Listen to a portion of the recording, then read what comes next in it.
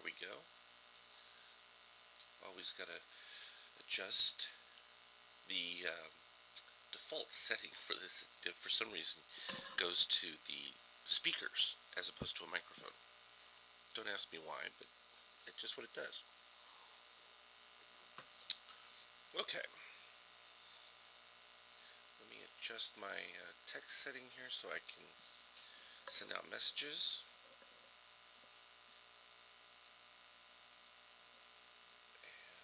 As okay, a little soft there. Let me turn up my volume.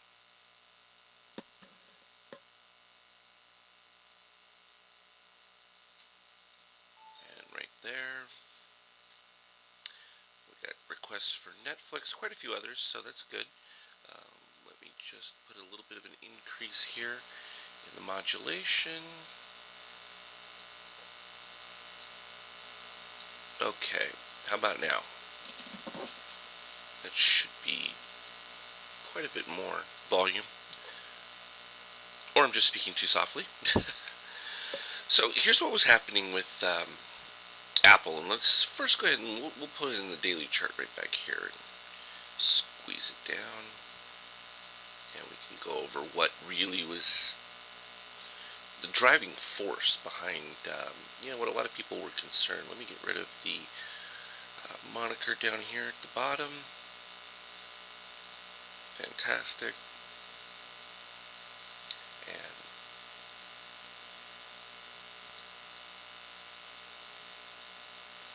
okay, so here's what I put out for the daily chart, and I wanted to show this one now that I've moved the screen. My ellipse is kind of altered. I talk about plenty of times where you don't too much static with that extra volume. That's what I was concerned. I'm right at the top end of that modulation. Let me see if this adjustment will take care of that. There we go. That should modify it a bit.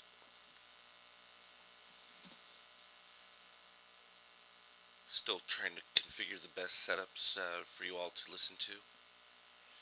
And so going back to our daily with this overall setup,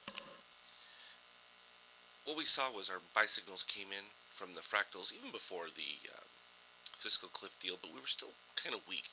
We ended up with our MBI, but we had this great reading down here from our power momentum where it got really extreme below, and then right before the fiscal cliff deal, we went positive where we saw buyers stepping in, and we saw this happen, gosh, on just about every single stock there was, including the market. In general, we had just buy signals everywhere, and then even on the Monday after we had that nice big bounce, we still got an additional buy signal for Apple, and it just took us up to we had that 555 target. So the 555 target was hit, and then yes, we have a little bit higher range here, but the problem was is we reached this overbought setup. And it happened at a particular point where we talked about yesterday, the danger zone of getting back to the zero level. And you can see I marked it right back here. And it becomes a repeating setup that takes place overall. Could this have just continued to climb? Yeah, but we had some other issues with our power momentum showing that there were sellers really moving into the overall setup. Now, what is particularly interesting about this, and this is where people are going to talk about Apple falling apart completely, you'll notice that we've now, just in 3 days, completely reached not even an oversold setup, but sort of like a neutral kind of positive bearing. And it's a popular spot for what I like to look for as a retrace area back up, because now what you've done is you're getting this retrace on your extreme histogram, but you're nowhere near where you were back down here.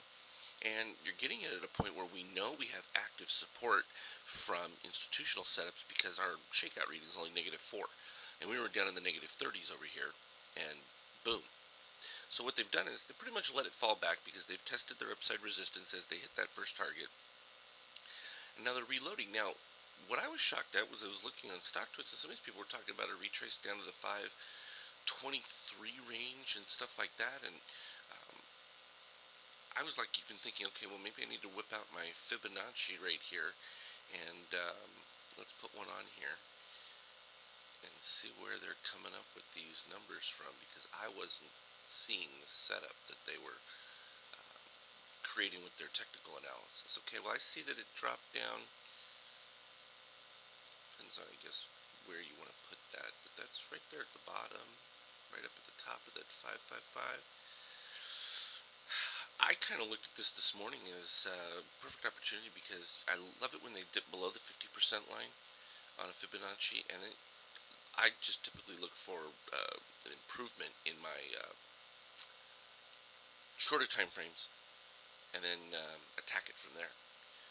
And in this particular case, we were talking about next week being attractive for a call setup anyway, and it was difficult because we were also getting at the same time some weak market signals from at least the INX. Now it was interesting because within that INX, I was getting a long signal from my MBI Opus, and that's why I had this original chart up when I first came on live. And what this depicts is the my MBI Opus program, which reflects, let me get it enlarged right here. We had this GAM signal. Now I'll go ahead and do the performance report. So this goes back to 2002. Almost an 80% win rate there. 3.0 profit factor, and this happens to be one of the specific setups within my MBI Opus. Look at a performance graph. And this is on futures, so it's pretty significant to have that kind of win rate. We had some tough setups that happened just right at the end before the year ended, but it was interesting because we looked for discount on these before buying them. We got in much lower. We had success off of one of those, but we had that Friday liquidity drop that I call it. So kind of a mix of signals, yes, generally price was a little bit overbought, but you can see even in today with this rise, we're at minus 16 on that differential. That's positive for the market in general. What's not so positive is my power momentum right down here where you have the yellow above, and what we've been watching the last couple of days is you can see shorts have added into this setup on my up-down power here. And what we look for is the relationship between these two numbers. And the easiest way to do it is I just tell people, you take the 23 divided by the 38.22, forget your decimal, and if you get a percentage that's over 70%, you want to be exiting your longs and you want to be going short. Just that simple. So let's actually do it. Let's just say 23, and we'll divide it by the 38.22, and it gives us about 60 right now. So they're adding in, but that's actually a good thing from a bullish standpoint, because when you get shorts caught in a range between, I say, 50 and 60%, they become your buyers as price breaks into new highs. So that really becomes a short trap, and a lot of times they don't see it. They just don't see it coming. Likewise down here, as you'll note that we never went negative from the daily with our bull setup, and even though shorts were adding in heavy into this declining setup, puts, everything else, I was screaming at the top of my lungs that this was a bullish setup going into the fiscal cliff. No deal had been reached. People thought that was nuts to be making such an aggressive call, but it wasn't aggressive because we're seeing the remnants of what the buyers were going into the setup, not the other way around. So it's not like we were just pre-anticipating. We were seeing what people who are usually in the know are doing with their money, and these guys rarely, they're off 20% of the time, but even being off 20% of the time, that means they still do quite well. And when it goes ugly against them, it's going to go ugly against everybody for a lot longer. So even if you make the mistake on, going along with them, and then it turns the opposite direction, there's going to be plenty of room to the downside to capture with it. So you're not missing anything.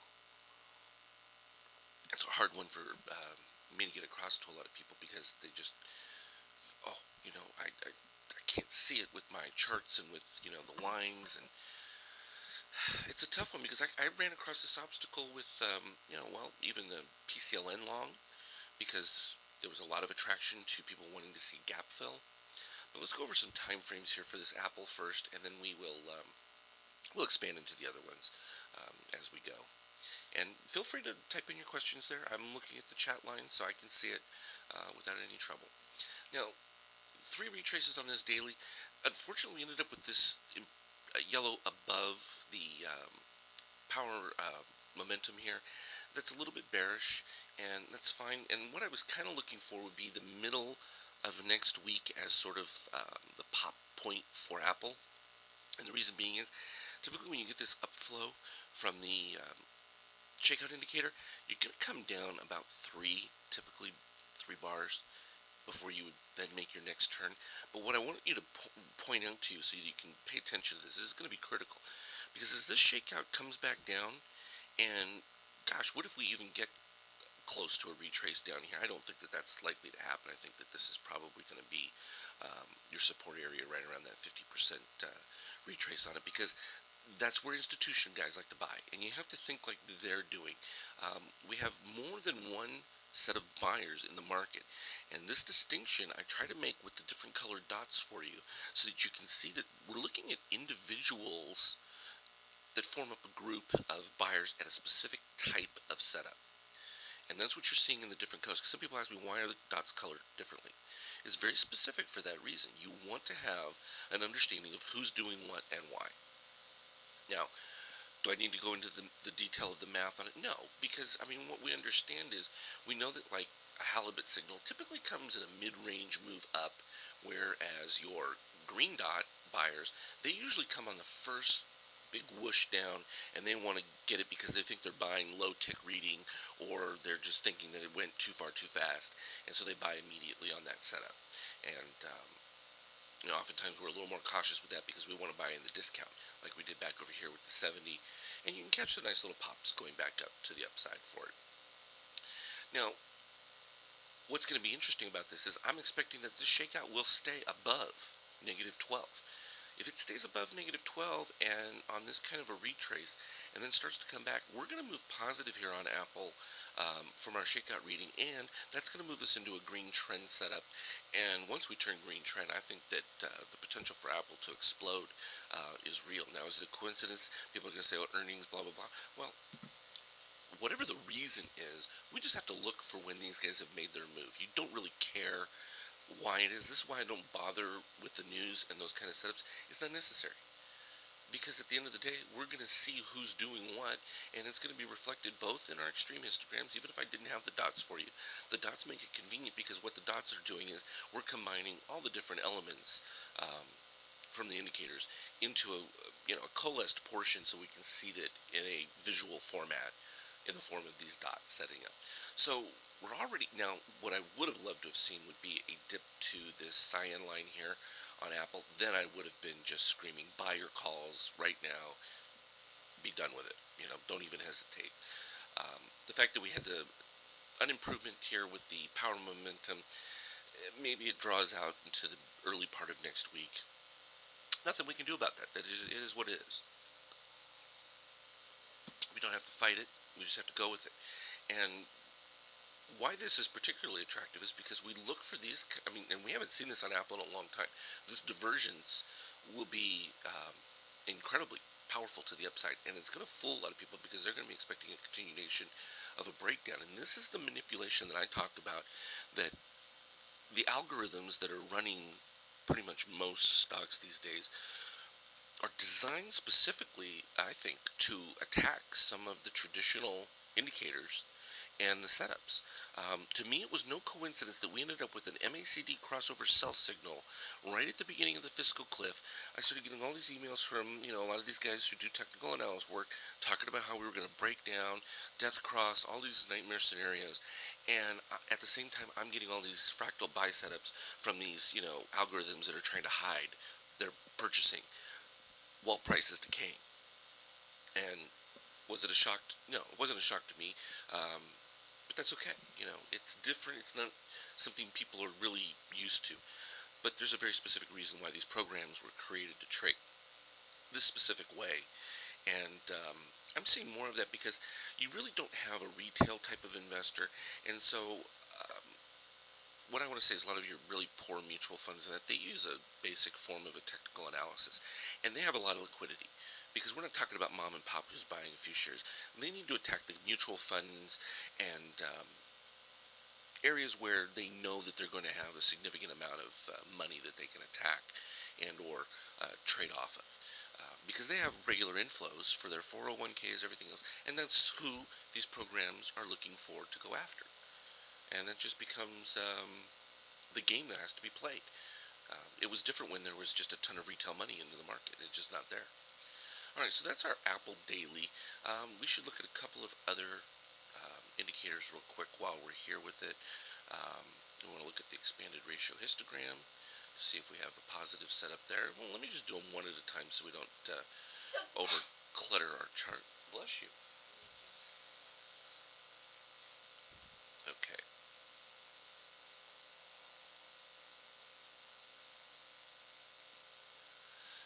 Okay, we'll go over the 78-minute chart in just a second once we look at the finalized on the daily. And it's not uncommon to see trend changes from an intraday standpoint. And in fact, some of the changes I've made for the dot alerts going forward for next week, um, because I had so many people that wanted to have like all the different stocks, but it just became too many emails. So what I've done is I've reduced where we're not going to see like just the simple trend changes on the short time frames, because there's just too many of those come up on every stock. And with 15 stocks being traded on our dot alerts, 350, 400 emails in a day, it's a little excessive.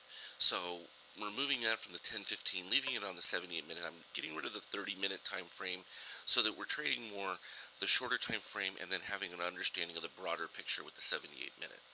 So it gives people a little bit bigger perspective, and plus it was able to then reduce the overall price tag for everything, and also reinitiate it because it was so popular, people wanting all the stocks and all the time frames. We brought that back so that you can have that for a weekly opportunity, and that's actually probably the best deal of all, getting all of them at all the different time frames, because it gives you the flexibility of what you want to trade, because not every day Apple's going to give you a buy signal that you may want. Maybe you don't want to trade short when the short signals come in. So when we're looking at the expanded ratio histogram, we talked about this yesterday, we're looking for bullish setups where we had this orange below the yellow and dipping off this particular highway, so to speak, right here. What we really wanted to see is both of these get back above the cyan setup, and then first bullish move is going to be the pivot down here from my yellow, and that could come as early as Monday. So not bad overall in that setup from a daily standpoint. And what else do we want to look at on this one? Average true range. Good to know that it's a slight increase in there. And I find that they typically want to improve the true range just to get a little bit better option setups.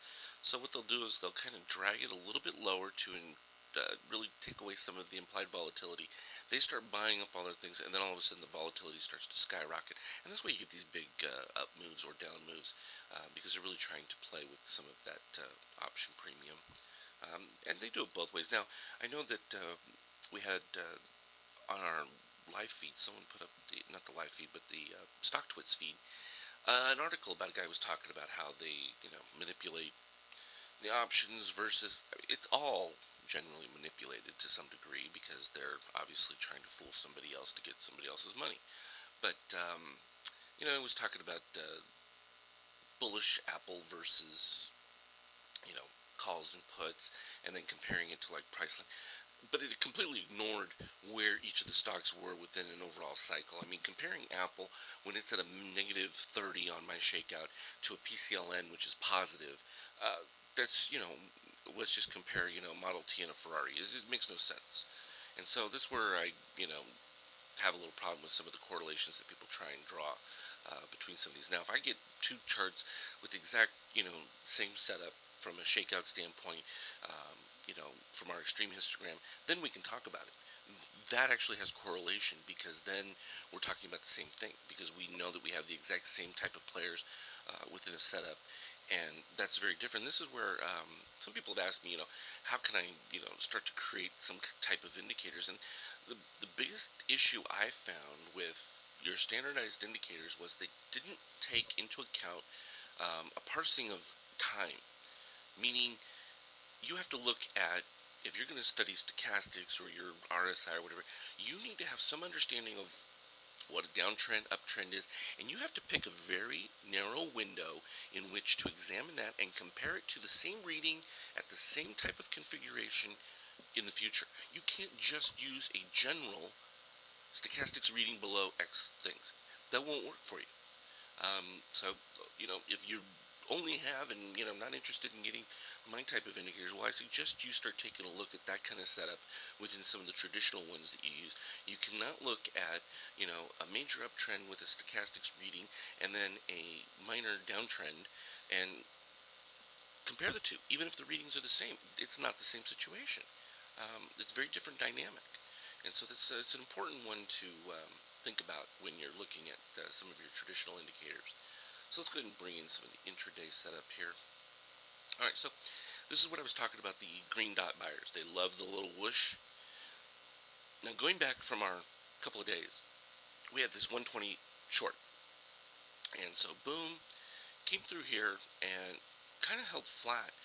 Still, overall short reading was all the way down to here. Now, we had this green dot buy signal came in right at the close, but we were still looking for this overall down setup, and the fact that we had already achieved an overbought configuration. I was telling people, look for this short to fill in here.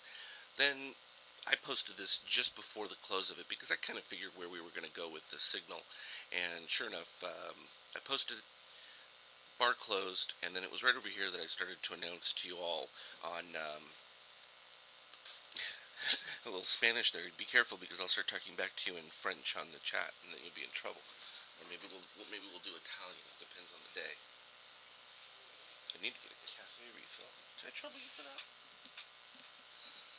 It's gonna cost me. Okay. My lovely wife helping me out with that. So the 149 signal comes in, fine.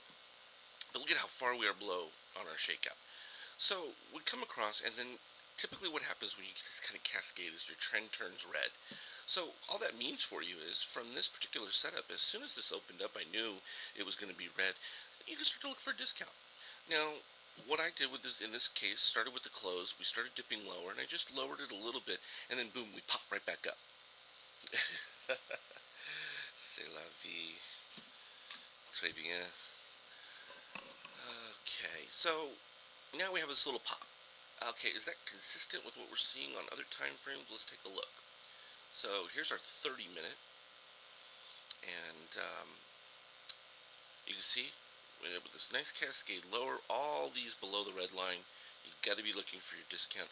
Now, unfortunately, with the dot alerts, you're not going to see that, and eliminating this 30-minute time frame for dot alerts is going to be good because I think a lot of times it confused people because it gave you oftentimes a conflict, because usually the 30-minute, in my standpoint, I look at it as sort of that middle range to a transition, and it kind of warns that well, things are not quite changed but almost, and sometimes it's a little faster than like watching for the power mo on a 78-minute. Like the one day when we were just doing it, and I saw that the power mo had moved positive even though price was moving lower, and I told you all just to buy while we were doing the live broadcast, and sure enough, later in the day it popped up. So with the 30-minute signal here, still in red trend, we have just come up. Now, kind of like a little overbought, as you can see right there. Getting pretty close to it. We're now at negative 15. A little bit further to go, and that will be, and so we're still seeing some little negative. So from a shorter time span, yeah, you would be looking to take a little bit of profits, and clearly we're not seeing from the daily that it's a turnaround buy yet, and we're not seeing it even from that 78-minute yet. What would be attractive is any move now that comes back and retests this low, which is 526. That's where you would want to start looking at adding up for next week's call setup. But look, you can already see we've moved positive here on the power momentum for the 78-minute chart. So this one closes with that. And what are we looking for to close? That would be at the Pacific time, 10:34. Well, actually, yeah, 10:24. So 13:24 Eastern time. Right there will be the close. So we've still got another well, just under 30 minutes, and this bar will close. And if that closes to the positive there, then even this will be a strong signal that we've probably turned the corner on the overall downslide. And it was important because you look at the shakeout here, we were way too high up into this scenario, and you just needed the pullback to reset the whole counter. And the fact that the pullback is only roughly 50%, I believe, is what this number comes out to. Let's take a look real quick.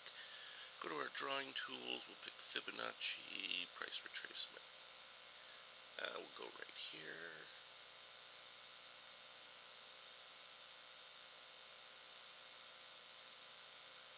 There we go, it's a little too high. Something right about there. So you can see that the green line represents 50%. And why I think that was significant is when you get to a 50% and you've reached an oversold, and then you start to get the buy signal, it tells you right there who's buying. Now, see, this is where, we get into a discussion on Fibonacci, because you see, like, that Fib line, and this guy's got 7,000 followers, but just putting a Fibonacci line up, or doing a pitchfork, or any of those things, it doesn't mean anything. There's no suggestion of probability one way or another that people are going to buy that 50% retracement or let it go down to the 100%. Fine, you may say, okay, yeah, I've got a likelihood that it's going to go up to 547 or down to 504. How effective is that? I don't even know what to say. How effective is that? All right, well, I'm at a 50% and I have buyers. Okay, now it becomes significant. Now you can call that a support. Okay, without a signal that we've got buyers in there, I can't call the 50% support. It's just a number. It's just a retracement. It doesn't mean anything without understanding that someone's there to either support price or just to step aside and let it go. Now, I can tell you this right now. If you start to break down here, you're going to pass this 100%. Okay, you're going to go lower than this 100% if this number gets hit, because these guys are going to turn around and short the setup, and they're going to break down on this low. So you're going to be breaking, below your 505. Should these 78-minute players lose in this particular setup? So that's not one of those where if it does break down that you want to hold on and try and double up, or think that it's going to turn around for you. No, it's going to keep going south. Alright, so let's take a look at a real short time frame. And let me do it up with these, because then I can still show some other charts. We'll do a 10 minute. Let's do 10 minute first. Alright, so while that calculates, we'll go ahead and take a look at a daily of something else here. And I can get rid of my Fibonacci.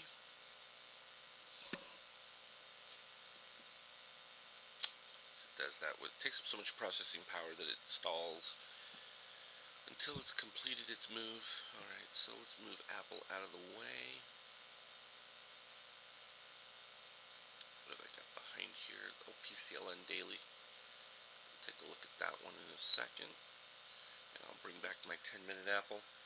Alright, so interesting here, and this is a tough one because I can't put up the chart for every signal that comes through. But as the 10 minutes coming down and it's reached this extreme oversold, and now I've got a lower low on my higher extreme histogram. Okay, when the red dot comes in, I'm not expecting that one's likely to do it. And you look at your shakeout, I mean, it's coming at a perfect buy signal when you can look at it from an overall standpoint of the correlation between the two. And these kind of shorts usually get a little bit of pressure. It doesn't mean it's not going to work. It just means you're going to suffer a little pressure. Now, if you're paying attention and saw that it was a 208 short in red trend, you would be looking at that $2.50 and saying, okay, I need a discount. You're looking at least somewhere around the $29.50 range before you enter. So let's just do a new parallel. I'll use this one right up here that we had. Click it too many times, it does that. Alright, so at $29.50 is about where you would want to be taking a look at this setup. Clearly got overbought in the short term. Then you end up with a gray dot, and that gray dot would have come in. Now that would have given you reassurance that if you wanted to add to a setup, you could have added to the setup with your gray dot, which would have, depending on how many contracts or whether you're doing it with shares, it's a nice add-in point. But you're pretty much back to an even standpoint, even after that signal going forward. And you finally, for the first time, have Power Mo on your side. But again, any move back down to the lows likely to be here on a higher shakeout reading, and that will be a positive overall from that setup. So, not bad completely from Apple, and there's still some opportunities to be able to get into it. I'm not expecting that to be a one-way skyrocket from that 78-minute, particularly since you did turn to the red trend. You've got to see that improvement in the extreme histogram and that. And your earliest view is going to be on that power momentum when you see it. Now, PCLN, this was an interesting trade, and it was a good opportunity to kind of talk about some of the perceptions. Again, everyone was looking for this gap fill. Just didn't see it with the number of buyers coming in. Then every time it peaked right back up, shorts came back into the setup. It was right in here that we were active for wanting to go long, where people were thinking that it wasn't going to happen. And right before the flash, before the fiscal cliff deal, we had this. So this was last year, the 28th. And then, boom, the explosion takes out the targets. But then, some people were short actually back over here a little early. And then it popped up. Now, that's not an immediate short just because that red dot signal came in. Besides, this came in at the end of the day. You couldn't have done anything until the next open right over here. And once it opened here on positive extreme, that's when you can begin to nibble on that setup. And what I would have liked to I typically tell people that I like to break it into three components, where you'll start with a position off of this short setup, and then you can leg into any additional move higher. In this particular case, we had the very close readings for the expanded ratio histogram. We looked for the yellow being lower on this pivot, like right here. Clearly that becomes a short that will resolve itself. So at this particular point, you actually had the yellow a little bit further. So it was suggesting that, yeah, in fact, the short will resolve to the right side. And then again, when the second one came in, again, the yellow was ahead. So will PCLN come back down to the targets? Yeah. And we can put what those are. That's right there down at the very bottom. Down target is 629.86. So roughly 630. And this one was down target to 620 on that overall setup for the number 43. No, you don't wait 5 or 6 days to enter on a short dot. The short dot can be an immediate entry, particularly if it's in red trend. And also, you want to be, if you don't have the indicators, you're not going to, I don't have daily dots for you guys yet, but so you would have to see it from my chart. But from here, PCLN we knew was a good short up at the open for this particular setup, because it was already positive extreme at that particular point. So I wasn't too concerned. I just said it might take a little bit longer to resolve itself, simply because the power momentum hadn't flipped to where the yellow is above. If you had seen the yellow above, like immediately on this signal, then you can go full it. In this particular case, I said, start here at that open, and then as we move across, when I see my next yellow popping above there, that would be a pretty clear signal at that point that you could then take advantage of shorting more on PCLN. So that's PCLN from its standpoint. Let's look and see what else we've got here. Let's see, that's the top one. That goes down. Amazon from a daily. Nice buy signals came up, hit that target just yesterday. And with the positive extreme here, +4, and now we're moving into a -1. So this is sort of your last gasp. The fact that you still have the rising shakeout, this is where I begin to start looking for my first lower shakeout reading on a higher close, and then you really get a clear opportunity, because stocks are not just a short. Um, they have to reach a point where they've either exhausted themselves or have given a signal. You'll notice that here you have your red dot short. You don't have a red dot short in any way, shape, or form on this setup. So it's just not an arbitrary, oh yeah, it's reached a target, therefore I'm turning around and shorting. No, just because it reached a target doesn't mean it can't keep going. It's just what they were initially targeting. There's often times where you get the carry through, because then you get other people who say, oh, it broke out, and then they go ahead and want to buy it. Which is kind of funny on Amazon, because a lot of people told me it was about to break down and was going to collapse. And why?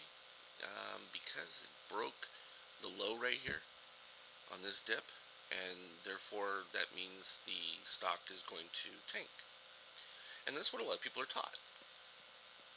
And that's just a standard kind of, okay, you broke a low right here, that was the support, and boom. Well, no, I would say that that actually gave them the liquidity for these buyers to go ahead and suck up those shares and turn it around. And that becomes the difference in these kinds of setups. And we'll see that a lot. So I know a bunch of people wanted to go over MA. And yeah, we'll look at CAT. Silver, sure, we could look at silver, gold. A lot of issues with those. I know we added SLV to the overall ETFs to cover as sort of an inexpensive way to cover commodity setups.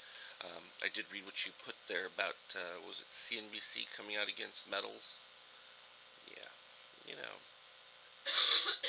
I'm so glad I don't watch any of that stuff. uh, MA. Okay, so MA comes in, puts in a short, positive extreme. Now, what I like to see for my positive extreme setups is the next day, typically starting lower. And in this particular case, we had a complete reset of the shakeout indicator here, rising up. And second day right here, slightly higher. I said it was still worth putting in for the discount on number 34. And so we did this live as well. We went over there and we said, okay, $9. We're looking for a $3 move up. So we want to short somewhere around 513.30. Okay, so 513.30 comes in, boom, moves up, still going up higher at that particular time when we were talking about this, and then boom, it came down and hit it. It's like, okay, fine, we're short.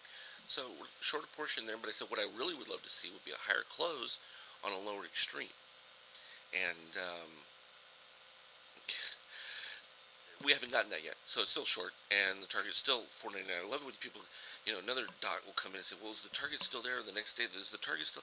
This target will not change, okay?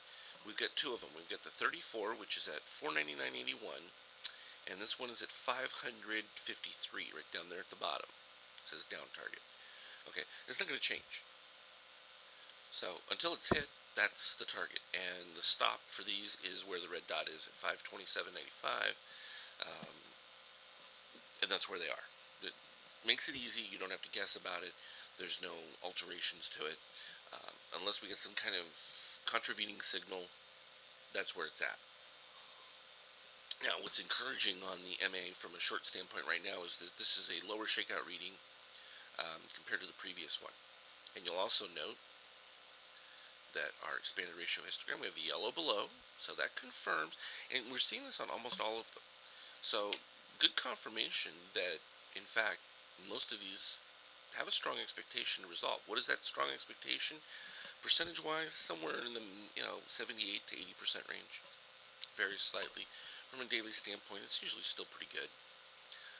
And likely what will happen is if there's a change, you'll still be below your entry and be able to get out with a break even. And like I always say too, once you get past 5 bars, that's when I want to put in a break even stop, just to make sure that because what that tells you is if they haven't done it by then, that they're having trouble either acquiring their full position or overriding the number of buyers that are still coming into the setup.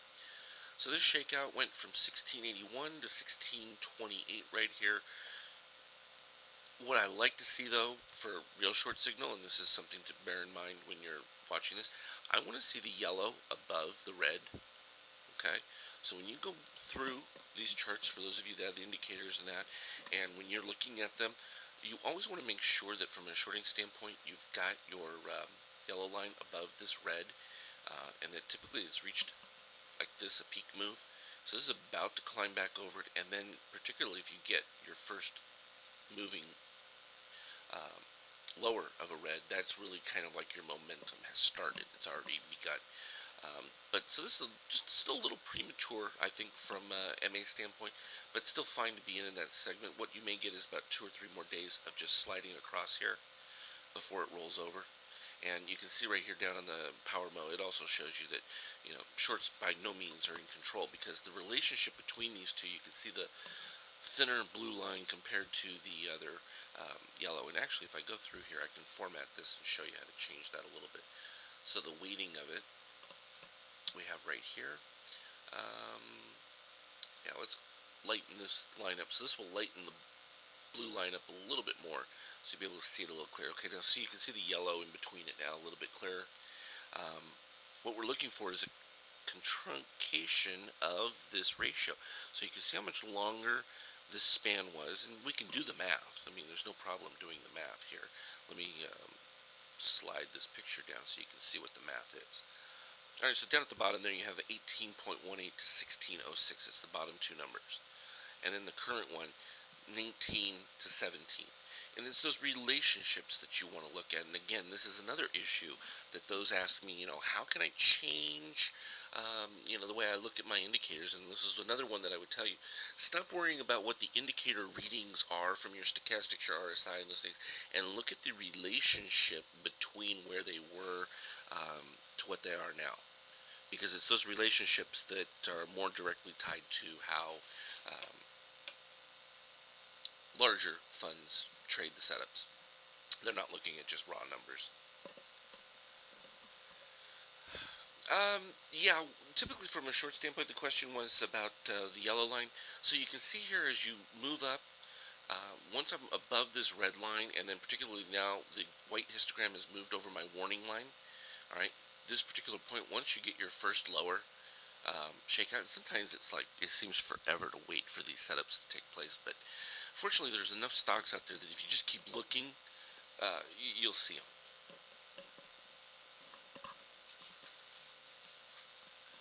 Alright, so that setup right there, pretty good. And, oh, I see someone said Apple starting to run to the upside. I don't see that. What do we got here? We're only at 530 range. Well, I mean, I guess that's relative to your entry. I mean, we're at the 527 range. It looked good from there, so we're fine with that setup. So that's a general idea right there on MA that, yeah, you still may have a day or two. So is it too late to get in? No, not too late to get into a short setup. And this being the first lower close on the positive extreme histogram, so you can see what the positive extremes where it says differential there was at 29. I'm going to need to move this over a little bit so we can see them all. So we started at 22, went up to 24, and today is down to 7.54.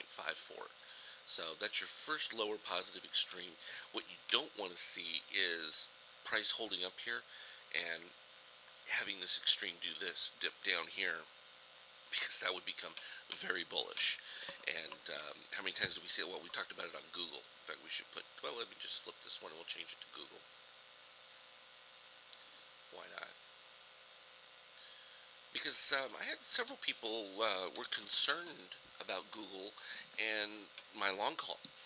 They thought it was too frothy, that Google had missed before, and unfortunately I had to point out, I don't care.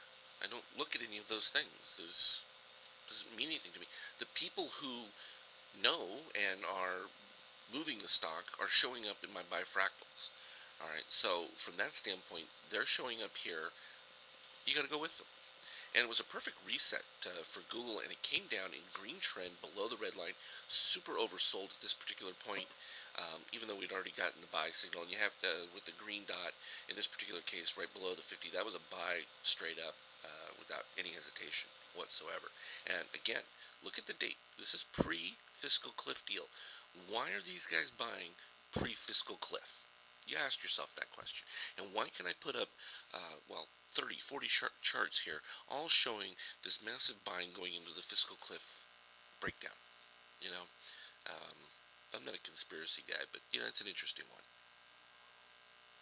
I mean, because who would have anticipated that Republicans would roll over like they did from their stance? I mean, was there any reason why they would do that?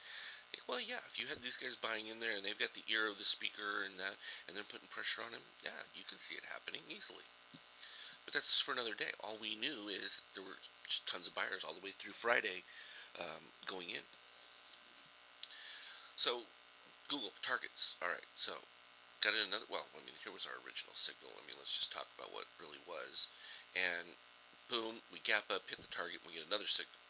So that one takes us all the way up here to the 737, and I hooked up a couple of people free on this setup just for this last day or two, so that they could see. And I said, look, Google's a strong one because I just got another buy signal from it, and fantastic. So I set up the target at 737, and then I get, oh, but what about this, that, and the other? And it's like, okay, there's nothing I can do about any of those things. That's the target. That's the expectation. I'm looking for it within the next 6 days. You can take the play or not. And if we hit the target, what is it? 637.66 is the actual target. What is the high? 737.76. Okay, so yeah. What else can I say? I mean, I'm not doing anything. It's not me. It's the algorithms that I've written and what these guys have set up. The fact that it hits that and retraces, from a dime there, I don't know. What do you want to say to that? It is what it is. Okay, so that was a good one. And interesting, you can see the relationship down here on the power mode start to creep closer. And look at the problem that you've got now. Alright, so now here's the thing, and this is where I always have difficulties because I tell people, okay, yeah, oh, buy, long, here's your target, and then all of a sudden we get to the target, and I say, okay, now you gotta be ready to short, and then be like, what? Short? And it's like, look at that. Okay, that histogram is unlikely to cap out or reach the same peak, and yet, when I draw this line, you're gonna see it because you'll see people do this with their MACD and various things like that. Okay, so that line's going this way, this line's going this way. Now, I don't need to do that because I could eliminate price right now off of this chart and we could look and see that we're overbought as we achieve this peak. And that's fine. That just means that these guys are starting to sell into a little bit of this as this ratio. They haven't shorted them. That's not what we're seeing from this setup here. We're still seeing them buying. You know what we can look though is at our up-down power, which I don't. And see, I've tried to reduce the number of indicators that I put on these charts to make it a little easier for you to get a grasp on it. But I don't have up and down power on this one, so I'm going to need to insert that indicator. So we right-click it, insert analysis technique, wait for it to load. There's our continuous up-down power. And it's going to ask me to configure it. We want both of those to be histograms. A little bit darker for that. And this one we want really thick. Scaling, we're going to put it below price, no axis, and all the way at the bottom. And that's how we would do that. We could change our inputs. This one's set 10755. That's fine. That's more of a fast acting. A lot of times I'll have 2519 in there. Alright, so when we look at our up-down power, no, shorts aren't significantly added into this setup, so we don't have to worry about it as a short yet. So some people say, well, can I still follow it? Well, yeah, I have my ABM that we use as a trailing stop. That's all the way back down here, though. I would use, the low of the day. Because typically now we know that with this positive extreme, that you're likely to retrace this low. That will be our first retest coming back, 727. So keep that one in mind. Okay. So that hopefully that's clear on that divergence. Now, this divergence has not happened yet because you're still getting higher readings. So it's at 12, 13.6 for the histogram on the shakeout. So it's still rising. So it's got a chance it can still reach this. You can't just prejudge it and say, oh, because it's overbought right here, that means it's automatically short. No. We would need to see that first lower movement in the shakeout reading.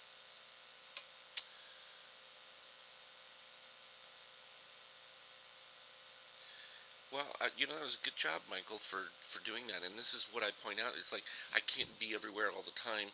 I try to give, the indicators so that you can see them. I've made them available if you have TradeStation and want them to try them out.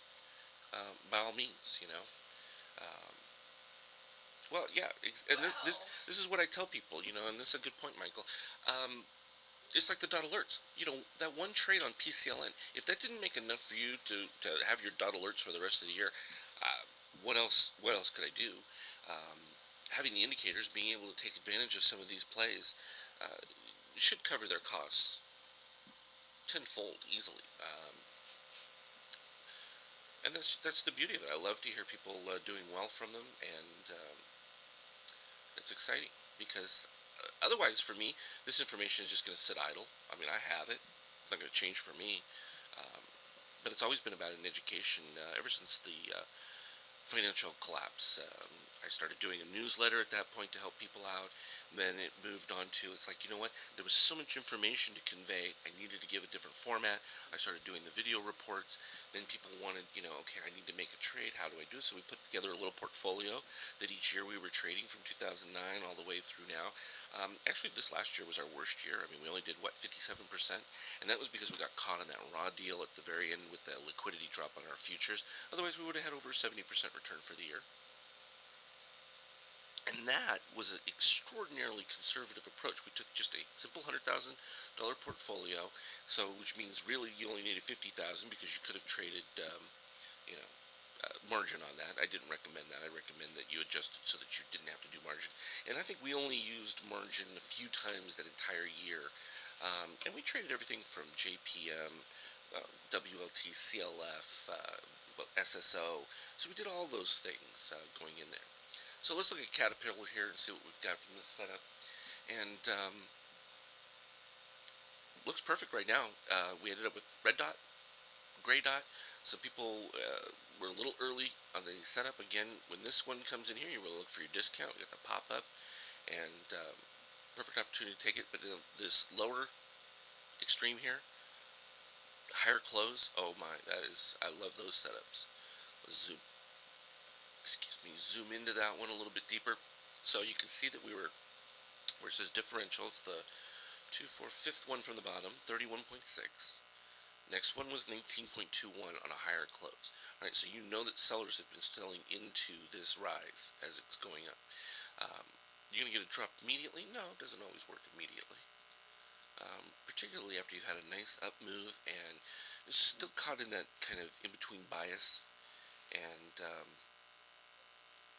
from the short to long on the market. And so we have to kind of wait for that. And plus, we just had MACD buyers come in yesterday, and they usually like to sell into the MACD buyers as they're flooding into it. And the question they don't usually know is how many MACD buyers you're going to get on that kind of a crossover. And so it takes a couple of days for that to kind of work through. Before you finally get dropped. Because on my INX we had a clear red dot short, but I wasn't getting it on the futures. And this is a disconnect that we've kind of had with the futures over the last week plus. And I expect it to kind of smooth out and resolve itself here in the next day or two. And so we've been kind of conservative on that with approach to our overall portfolio. But you know, it was interesting. We sold 37 calls on CLF. Gosh, what did we get? 60 cents, I believe it was, for them. And then, had that nice spike, but we clearly saw that it was overbought. Spikes up, and then look what's going to happen. It's at 37 right now, 37.18, 18.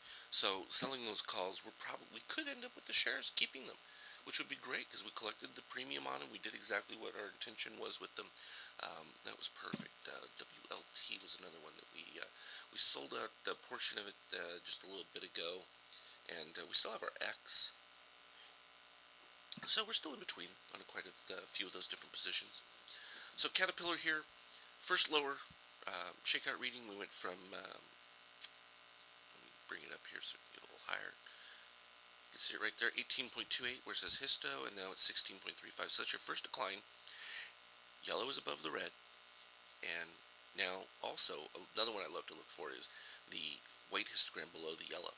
And it's just there. So that's attractive. What I would want to see now coming into tomorrow will be my yellow over the cyan on the power momentum, and we're there. Well, see, Jack, you got it exactly correct. That's what you were looking for, and you wrote it before I even said it. Looking for that power momentum change, and it's a done deal. So good. I mean, and that's encouraging to me because it's like you guys are getting the concept. You've seen it enough times now, and having this kind of tutorial capability helps because it lets you see the potential and what you have to look for. Now, is that always going to work? No. Sometimes these guys, they'll start up, a move gets going, and they can't stop the momentum of it. All of a sudden, there's a seed change in people's thinking, and they all just want to start jumping into it, and it propels past there. Well, now here's a good example. Here we have the buy signals from, and this was a strong buy signal I gave people on Netflix back over here again. Pre-flash crash buy signals. All right, right after there. Okay. Oh, how did the up-down power look on Caterpillar? You know what? We can go back to that one real quick. That's a good point. Um, let's see which one it was. I gotta find the right chart. There it is. Okay, let me see if I have it on this one. No. So we'll just go back, add it real quick to this one. I gotta have them on here eventually, so might as well do it now. And scaling, no axis, 16. Style is the next one. We want them as histograms. And I like it having it a little bit darker there. And so it shows up right there. Then you just click right here and you check that box and it gives you the numbers. Okay, so yeah, that ratio is pretty decent there. Well, you can look at the numbers. It's going to be a little over 50%. So not quite there yet. Not quite there as far as enough shorts to drive it lower. And in fact, they're kind of stuck here because they don't act quickly. You've got plenty of shorts added into the setup. You could have a nice bounce from this to the upside, and this is what typically will happen on a short failure in these type of situations. They get caught not pushing it hard enough as far as shorting, and people see it as a breakout to the upside opportunity, and then they start buying it, and it explodes to the upside. The fact that it's overbought, see, that's why I want to watch here in the next day or two to make sure that I don't get that decline in the extreme histogram to where price stays flat. I'm getting a decline like we saw with Apple. You're relieving the oversold. People aren't going to see that in stochastics. They're not going to see that in RSI. It's all going to look overbought, but we're going to see it as having been oversold. And so it's going to change the way we look at it compared to the way other people will see it. Okay, that was a good point to make. So Netflix, on this particular case, again, you're looking for discount here in the green trend, ideally.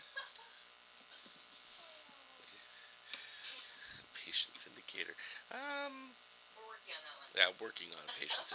That's the VIX one right here. And I don't talk about it enough, but we have plenty of the guys with the indicators trading a lot of these different future setups, as well as a variety of different commodities from dollar, gold, all of them. We'll go over those other little charts right there. And it was interesting too because just the other day we had a request on TZA. Someone thought there was divergence to the upside for TZA, which is the negative small cap 3 times, and I just didn't see it. It just wasn't there on the chart. And then we went and looked at TNA, and TNA had a red dot short, but it wasn't really at that point of shorting it yet. So this is what I tell people: it's like when you have a multiple ETA like that, you really need to go back to the basic of the actual sector and look at that. Particularly if you get a conflict, because that'll happen because those rebalance, and when they rebalance, it affects how they're distributed, and that evens out if you're looking at them from an intraday standpoint. But from a daily, you can get those kind of anomalies, and that's why I always recommend. So, like when we trade the SSO, typically I look at my SPY chart first, and then it's like, okay, if I get confirmation there, then I'll just I put up the SSO chart and say, okay, here's what we're going to do with the SSO. So from the Netflix data, let's look at this one from a discount standpoint. Okay, the high, 93.50, 89, $3.50, $4, 4.50. So we're looking for, a little over $1 plus discount, $1.25 would be nice. So 91. Oh no, I'm sorry, wrong way. 93, just about 94 would have been ideal, where you would start to put your setup right there. And then you ended up with a gray dot again, which again you would be looking for discount if you're going to add into any setup. That one also produced almost $5 from that setup. So another just under $2 to the upside from there. So well, it would have been right about the same. So that's consistently where you would have been. So you'd be underwater a little bit right now, and that's going to happen. There's nothing wrong with that. I mean, everything looks correct from Divergent setup here, you're still lower. You've got now first lower shakeout reading from Netflix, where I would have cautioned someone originally on this particular setup, and let's go to our expanded ratio histogram, and let's see if the advanced portion of the class can figure this one out, because I need to go get a refill of my coffee. Look at this expanded ratio histogram and tell me why this setup is a bit different. As far as the yellow being below, why I wouldn't automatically assume that this is going to fall like we do on some of the other ones. So give me 1 second to go get my refill. I'll be right back.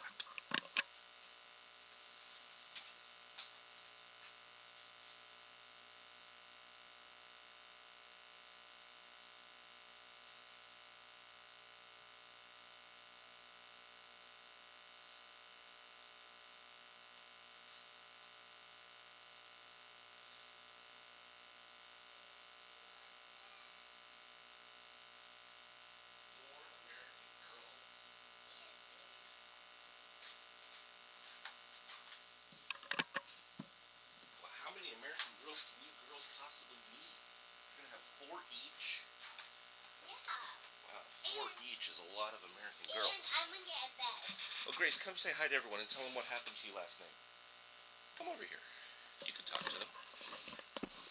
Right here. You just talk right into the mic. Are you gonna tell them what happened to you? We went to dinner. Where did we go? To the bar. Are you gonna stand? We went to the bar. No.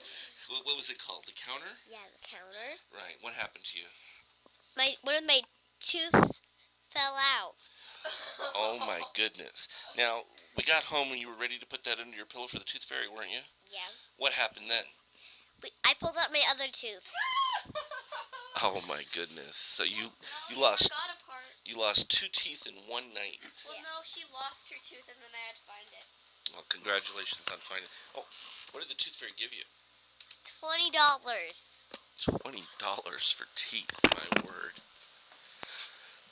Orange line is above the cyan. That is the correct response. Pretty close. We didn't get the dip below. So you got the yellow dipping below this negative 13 down here. We did not get a corresponding dip with our orange.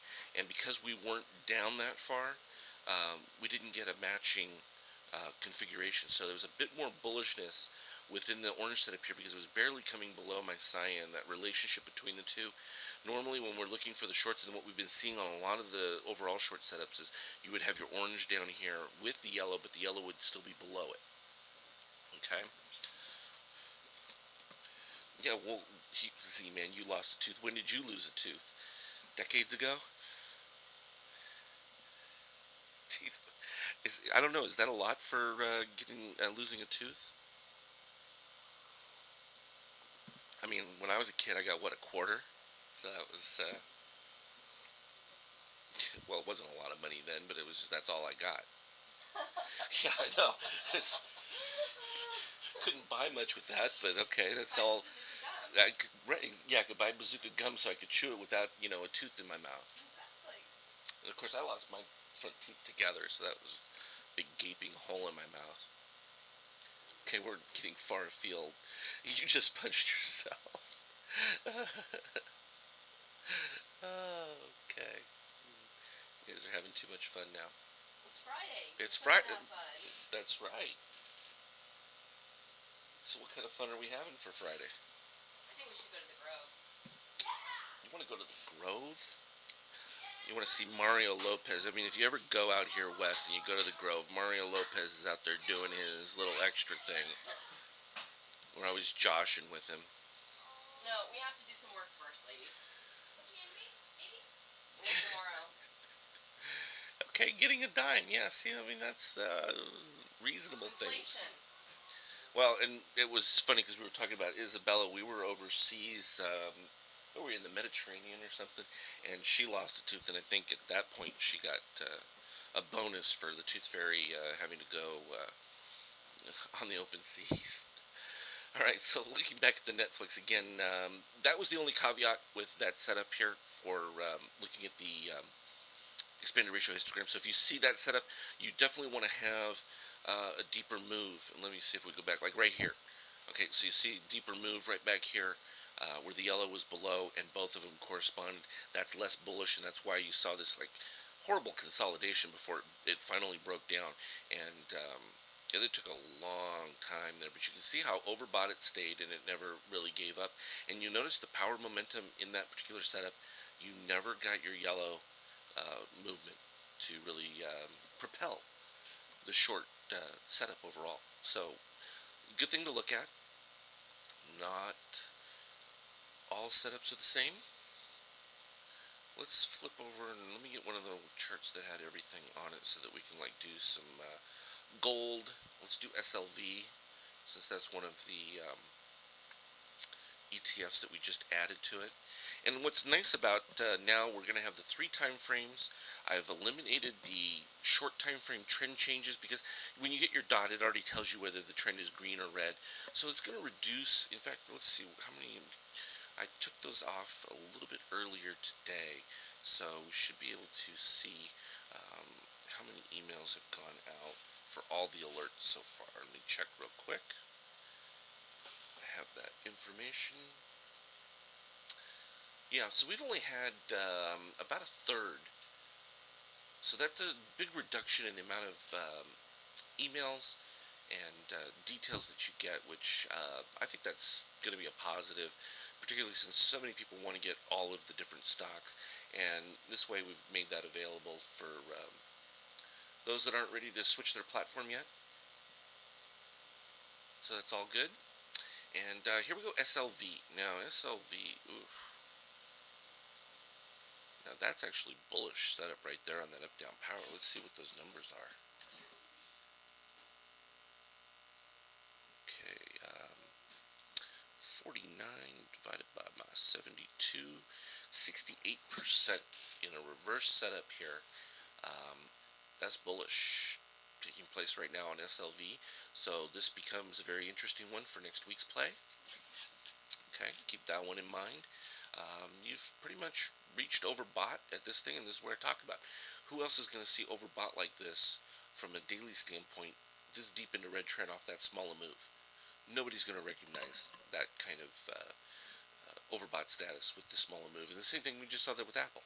You know, a little pop, but all of a sudden it's like, boom, you're overbought from your extreme histogram, and you got to get a retrace from that. Now, look at where the extreme histogram is in relation to the price. Okay, we don't need price, but it's a good one to point out. Price matching lows. Look at where that extreme histogram is. That is bullish along with this setup. Nice dip down here in the power mode. We do need it to flip around to the other side, but I'd be willing to start taking those setups early. First thing I'd be looking for now will be a move back up on the shakeout indicator, and I think that you could see a very interesting pop from commodities there. So despite some people being bearish on metals, may not necessarily be the strongest call. In fact, look at this. Notice the orange is below on the dip down, so that's also positive. So some people are getting ready to get head faked. That's the way I call it. That's why I called it the shakeout indicator, because that's what it does for people. They get shaken out because they can't see it, and typically those shakeout setups are right at the points where it creates a drop that your regular indicators tell you it's time to sell. And I think that's probably the next thing I need to do. I'm going to bring out a combination of sell signals from traditional indicators that also then show my buy signals, and we can see a comparison. Yeah, we're talking about Mario Lopez from Saved by the Bell. He does the extra. It's extra, right? Or is I don't know. Remember that time we saw him? We got I the know wrong we were show. talking about it, and we said he was on the wrong show, and he got mad at us. That was funny. What can you do? It's just entertainment, right? Um, no, and that's because we were talking about Ferraris, you know, and he wanted to know what I had, and that's a whole different story. Anyway, so SLV, that's perfect for that one. Let's look at G.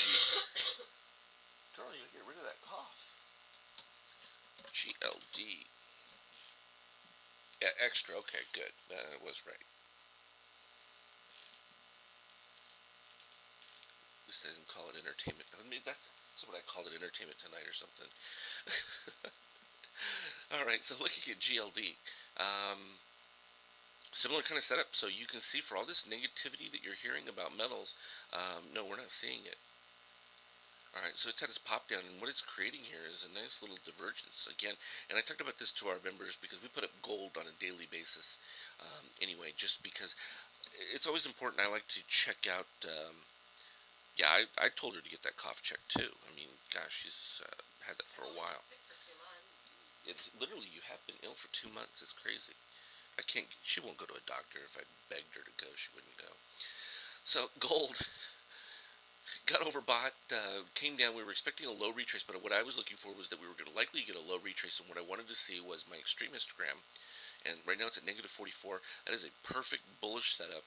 Next thing all you're going to need is a slight improvement from this shakeout here. It's going to be a higher shakeout on lower low. Some people are getting ready to get beat up hard on their puts or short side to metals here. So be on the lookout for that. This is exactly what we were seeing during the flash crash. Not flash crash, but the fiscal cliff, where everyone was selling and all we're getting is, quasi buy setups. Now, we don't have a bifractal yet in this setup, but we can see the beginnings of how it would set up. Okay, let's see, what is that ratio right there? If we do 133 on the up-down power divided by the 233, 57%. So it's almost at 60%. So it's getting close. So again, like I said, the beginning of next week, good potential. So would I be interested to start looking at long call options on any decline? Yeah, because I want to take away and suck away any of that implied volatility and get those calls the cheapest I can get them, so that if I am correct and I get a nice bounce, boom. I call that free money. Love implied volatility. And from a delta standpoint, I usually will go in the money because I want to get somewhere around 0.6 or better for a delta, for those who follow options and care about that kind of thing. Always like to throw out those details. Let's look at Facebook while we're here, since people are talking about Facebook. I know we had some good buy signals on it from our alerts.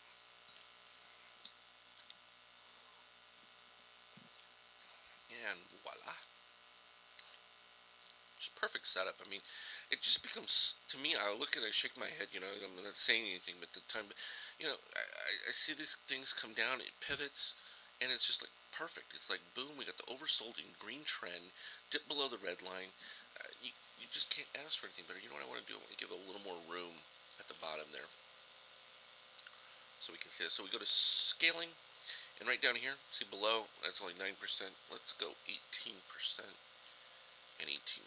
It's going to squeeze the price a little bit, but it's going to give me range up and down below the top and the bottom, so we can see a little bit clearer.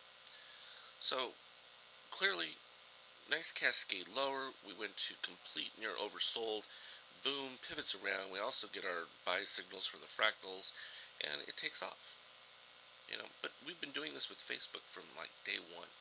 Let me just squeeze this chart in because this is not that long a chart.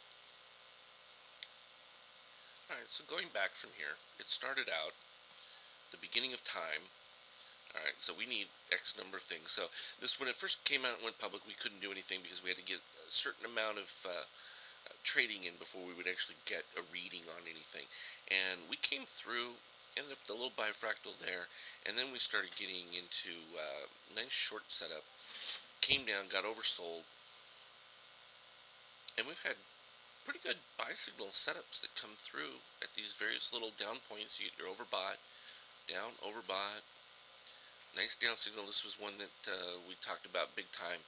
I was strong into this one at 19, and then boom, it exploded from there, and now we're all the way up here at this new level. Alright, you want to see what those targets were. Okay, well, this originally, right there, we had the catfish, the extreme fractal. Both of those were looking at around $28 at that particular time. We went to positive extreme, a little bit lower right there, and now you're at a higher price, a lower extreme histogram. That's still bullish, and you can see that we've still had rising, but we're going to get a lower shakeout today. Interesting. Let's zoom that up. Well, yeah, 1390 versus 1317. Okay, so slightly higher. But now you get your first day above the red, you see here, with the yellow. And it should resolve itself to the downside based on what we're seeing from that expanded ratio histogram. But you still had the strong buy setup that had to be overcome first. And not quite there yet because the shakeout is just getting going. So that'll actually improve the shakeout. It'll be interesting to see. We're probably going to get break into a new high. Should get close to 30 within that overall setup. Don't see any problems with that. Nice rise on our power momentum. And shorts, no, not enough shorts right into this at all. So Facebook looking good, and that means it should be fun from a dot alert standpoint. Let's see what we've gotten from some signals for Facebook. Why not? Let's look at a 78-minute first. Why don't we do that? Is that a 78? Yeah, it's a 78-minute. Alright, so that'll load at the 78-minute. Where do I have it? Oh, there it is. Okay, perfect. It's already up. Let me just move this chart down here, out of the way. Alright, so 78-minute. You can see that we had the first bifractal way back down here. Boom, took off. Orange dot just yesterday on a 78-minute. Let me get a horizontal line. I don't have a horizontal line. Okay, there we go. Do parallel and color the up target. And voila. Okay, so boom, nice setup there. Good bust. Boom, shoots up. Gray dot looks for a little short retrace here to 2840 range. And let's go to a smaller time frame. Let's see what 10 minutes been up to.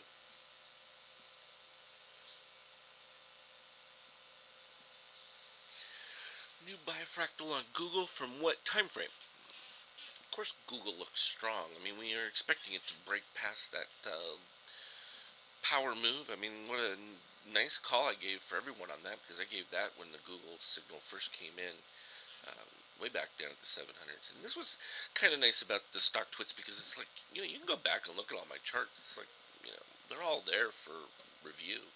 Um, Nothing to hide on any of that setup. So from 10 minute standpoint, didn't really have anything earlier, just had a recent one right there. Let's put it at the target first.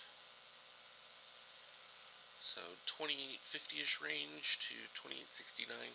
It's not a whole lot of movement, but you have to buy a lot more shares when you're doing things like this. Let's look at a 15 minute, see if that gave us anything more. So I think next week's going to be an exciting week for dot alerts on that setup because it'll make it a little bit easier with the reduced numbers. And actually, I've been going through and creating optimal setups for each of the individual stocks that have the dot alerts to really hone in on precise setups specific to the way those stocks are traded with the buyers that have those responsibilities on those stocks. So kind of gives a little differential. Now look at that. Now we're almost identical setup from a 10 minute. You had your buy yesterday that didn't get hit until you had the gap up this morning. From that standpoint, not bad. So consistent with the 70-minute, you can see for the number of sellers within this overall short time period setup for the Power Mo, prices held up pretty well. So that should break to the upside even further. Nice win. We'll take a look at win. Let me bring in the daily first. Make happy faces while it's calculating. It won't let me move another chart in that until it does its calculations. Then I can slide up the other ones. There we go. Alright. That's just because I have too much running on this setup here. WYNN.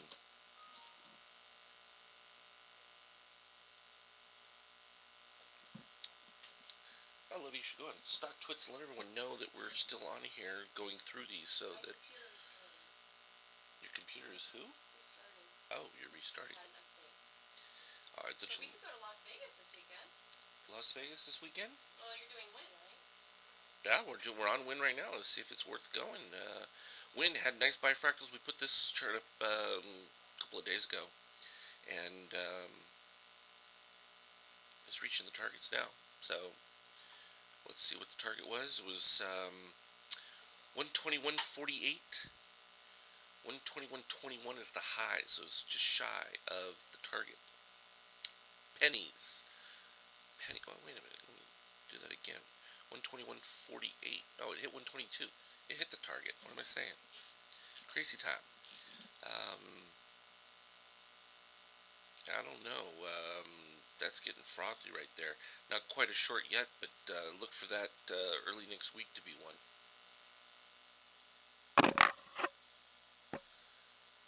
Well, see, this is the thing. I used to go to Vegas, almost every single week.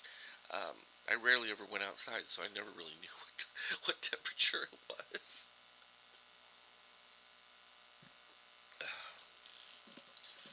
It's fun because I can still show my daughters. They can see me ringside at some of the fights and that when they've played on Showtime and that. That's always fun. Okay, so Win, fine. That means that LVS should be pretty much the same setup here. Let's take a look at LVS while we're at it. Oh wait, I didn't even do the intraday yet. Let me put LVS up and then we'll do the intraday of Win. Alright, 10 minute from Win. Yeah, kind of topping out. I mean, it hit the target. These guys, they sell into the target. So they look for any opportunity to pop and then they, offload. Let's put price back up on there. Okay, perfect. Alright, so no shock from there. Let's look at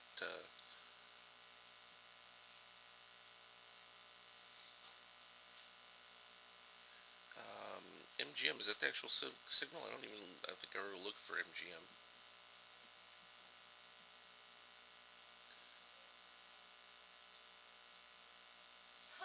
There's my Apple.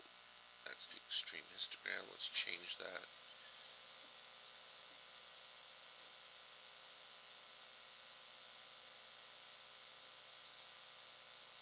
Okay. Okay, I wanted to go back to my Win chart. There's Google getting ever so close. Did it already hit that 737.66? Yeah, we already saw that we hit the target with Google, so we're fine with that. No new setup there. LVS was showing this. We wanted the LVS daily. That's what I was trying to put together. I misplaced my chart. I hate it when that happens. There's LVS. I'll do MGM after LVS. Okay, a gray dot for LVS just means that we're pretty much looking for a retrace of that low down to 48.50. Not a surprise, that will retrace because you can see that clearly lower shakeout reading. We're starting to see more of these now. Lower shakeout readings on higher price. Those are going to have to resolve. You still have some enthusiasm from buyers. We're not seeing the change, but you're seeing the relationship now in the power mode. So those could flip anytime. And so we're seeing a consistent, even spread of shorts. It looks to me like what's going on now is, as we look at more and more of these, is that shorts are just slowly adding into the setups. And that's generally the way it's kind of looking. So we've seen that both with LVS and well, let's see what MGM does.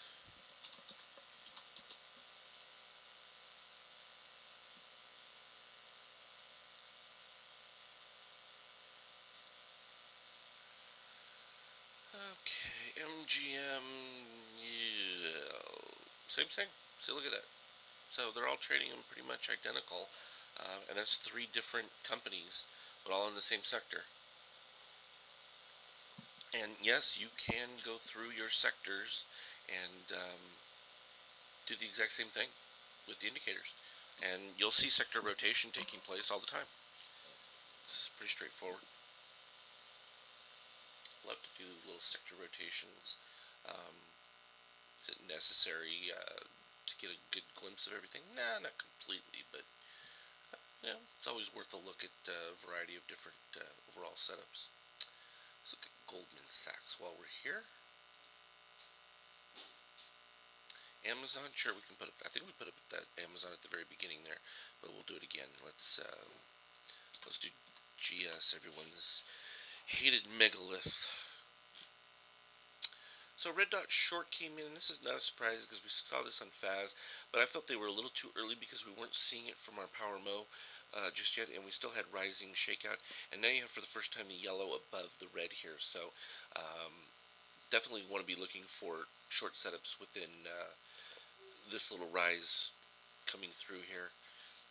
Pretty close, but like, again, this is starting to look like everything's about a couple of days away from finally getting into that setup. Blue Horse. Amazon. Sounds like Blue Horse shoe to me. Well, love Gordon Gecko. Okay. AMZN. Let's look at an intraday from Amazon, because it reached its target. So we were looking at it. Let me enlarge this just a little bit. We had a lot of buy signals there. You had the Extreme Fractal, Catfish, 257.90. And so we're up at 259 now. We went positive on our Extreme, and it's now just retracing off that. But with our power momentum like it is, we don't have the yellow above, so it's still holding up. But again, you're getting that same short relationship right here where it's just modest. And what I look for is they'll do this modestly, and then I look for one peak day where you've got a drop off in the number of buyers, as you see the buying histogram, which happens to be the grayish color. It's not really white. I didn't make it white. I made it a little gray. As this declines, you see the relationship of shorts adding into the setup, and then you have a great opportunity for your short setup. Not just yet, so you can't be too premature with these things unless you're willing to suffer through the wait period. And this is an issue of timing that I get in with people. It's like you don't need to jump the shark, so to speak, but you can wait for it to actually present itself. Are you going to miss some? Yeah, times. So this is where I recommend breaking those setups into a 3. When you actually get your short signal, you go ahead and do your first, and then you can go on and add in from those things. But I only do it on specific signals, whether it's like the lower positive extreme with higher close, yeah, fine. Whether it's the red dot short, okay. Have you gotten your discount first? So those kind of things. And usually you can tell whether it's a breakdown setup within the original. If I got a big move on my yellow above the cyan and I get a red dot, then I pretty much will attack that a little bit more aggressively. So, and this is where having the multiple indicators, you can just go through them real quick. It doesn't take a whole lot of time to see this setup over there. I mean, as soon as I look at this chart, I'm like, okay, I see the yellow. This is going to resolve to the downside. I see a lower shakeout reading. Simple. I'm waiting here just to get my yellow above on my power momentum. And then on the up-down power, I'm looking for a higher relationship of shorts to the overall long setup. And boom.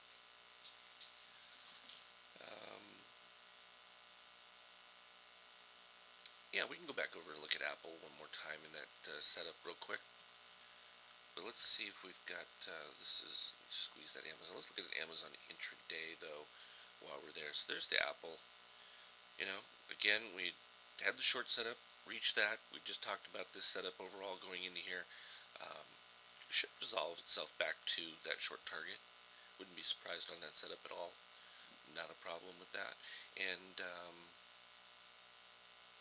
go back to our Amazon chart here, J&J. Now see, this is interesting because I went ahead and I had created so this is my little, let me just squeeze this down and show this to you here. So what I'll do for my radar screen, slide it up here so you can see. So I have S&P 100, NASDAQ 100, Dow 30. So what I typically will do is go through and I can just click the Dow 30 in my little screen here, and we pretty much can run through a bunch of Dow 30 stocks that way. And it makes it very quick and effective to do that. I can either also put them on my alert setup if I want to, and go from there. So let's see about J&J, since that is a Dow 30, and that will click over real quick. I'll go back over Apple in just a little bit. We just want to let it resolve back down to that 10-minute short that had been created from it. And this is one of those things where if you're getting dot alerts, you're just going to have to take the dot alerts for what they are, because it may not seem like something's going to resolve itself, but more often than not they do, and they do it in a pretty decent percentage. It's impressive overall. I mean, particularly like that PCLN $10 short the other day.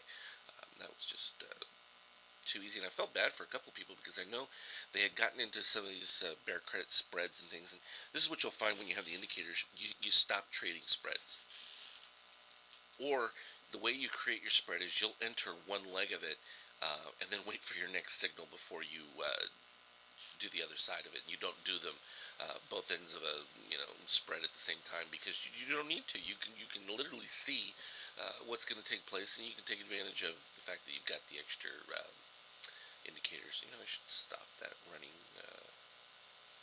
toggle there 1 second. Let's do that.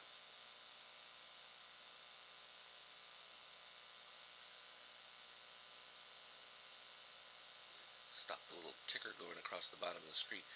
I have this little layout here where I can put my overlays on, and it'll pop up right in front of you, and I can hide it. It's just like a full control room. If I had multiple cameras, I could flip from camera to camera, or throw in extra clips and things like that, but I don't think we need to get into that kind of depth. But here, Johnson & Johnson, okay, let's expand it a little bit, make it a little easier to get closer to price. Just perfect. I mean, you ended up with the orange dot, you turned to red trend real quick right after that on the next day's signal, dipped below the red line, but pretty much resolved that one easily. Target was up to 70.80 on there. We just got a new buy setup the other day, and again, buy signal pre-fiscal cliff deal. So again, pre-fiscal cliff deal buy signal, you're seeing it again. And then the most recent one, 71.54 was the target, and you can see today's high, 71.73. So interesting. Yeah, we'll look at the fast short setup too, because I think that we were starting to see that with. It was a little early. There were still some positives on a lot of the things, and with the MACD buyer setup, and actually Monday would be typically a day where your funds would start to apply some of their money, so that may be sort of the last gasp from an upside pressure before we would start to see some fading, because I know the big guys will want to use those buyers with all that 401k money, and they'll use them to sell into. Alright, so Johnson & Johnson, that hits its target, just now getting positive extreme. That's going to resolve to the downside as well, based on that expanded ratio histogram. Just seeing that yellow below there, and still below even on this nice pop-up here. But you just want to wait for lower shakeout reading. And look what's going to happen. You're already at new highs. Alright? Clearly, there's no way that this histogram is going to shoot up high enough to match this at the higher highs. So the first lower shakeout reading, that becomes an opportunity to take your profit and or short. Okay? At that particular point. No reason to get out of it ahead of time. So in this particular case, you hit the target. Well, you can put a stop there below the low. Now that you're getting to positive extreme, that's your expectation, is that the low would likely be retested at that point. From an up-down power standpoint, that's getting close. That threshold's right at the edge there, where the bears are about to take over on the general setup. Now, I don't know that I have my up-down power on this one. Let's take a look at our analysis techniques. Oh, I do have up-down power on this. So typically what I'm doing here is I go to my strategies, and then down this list is my up-down power, and it'll put it in right there. So right there, no, you don't have enough shorts building into J&J yet, so that's positive from that standpoint.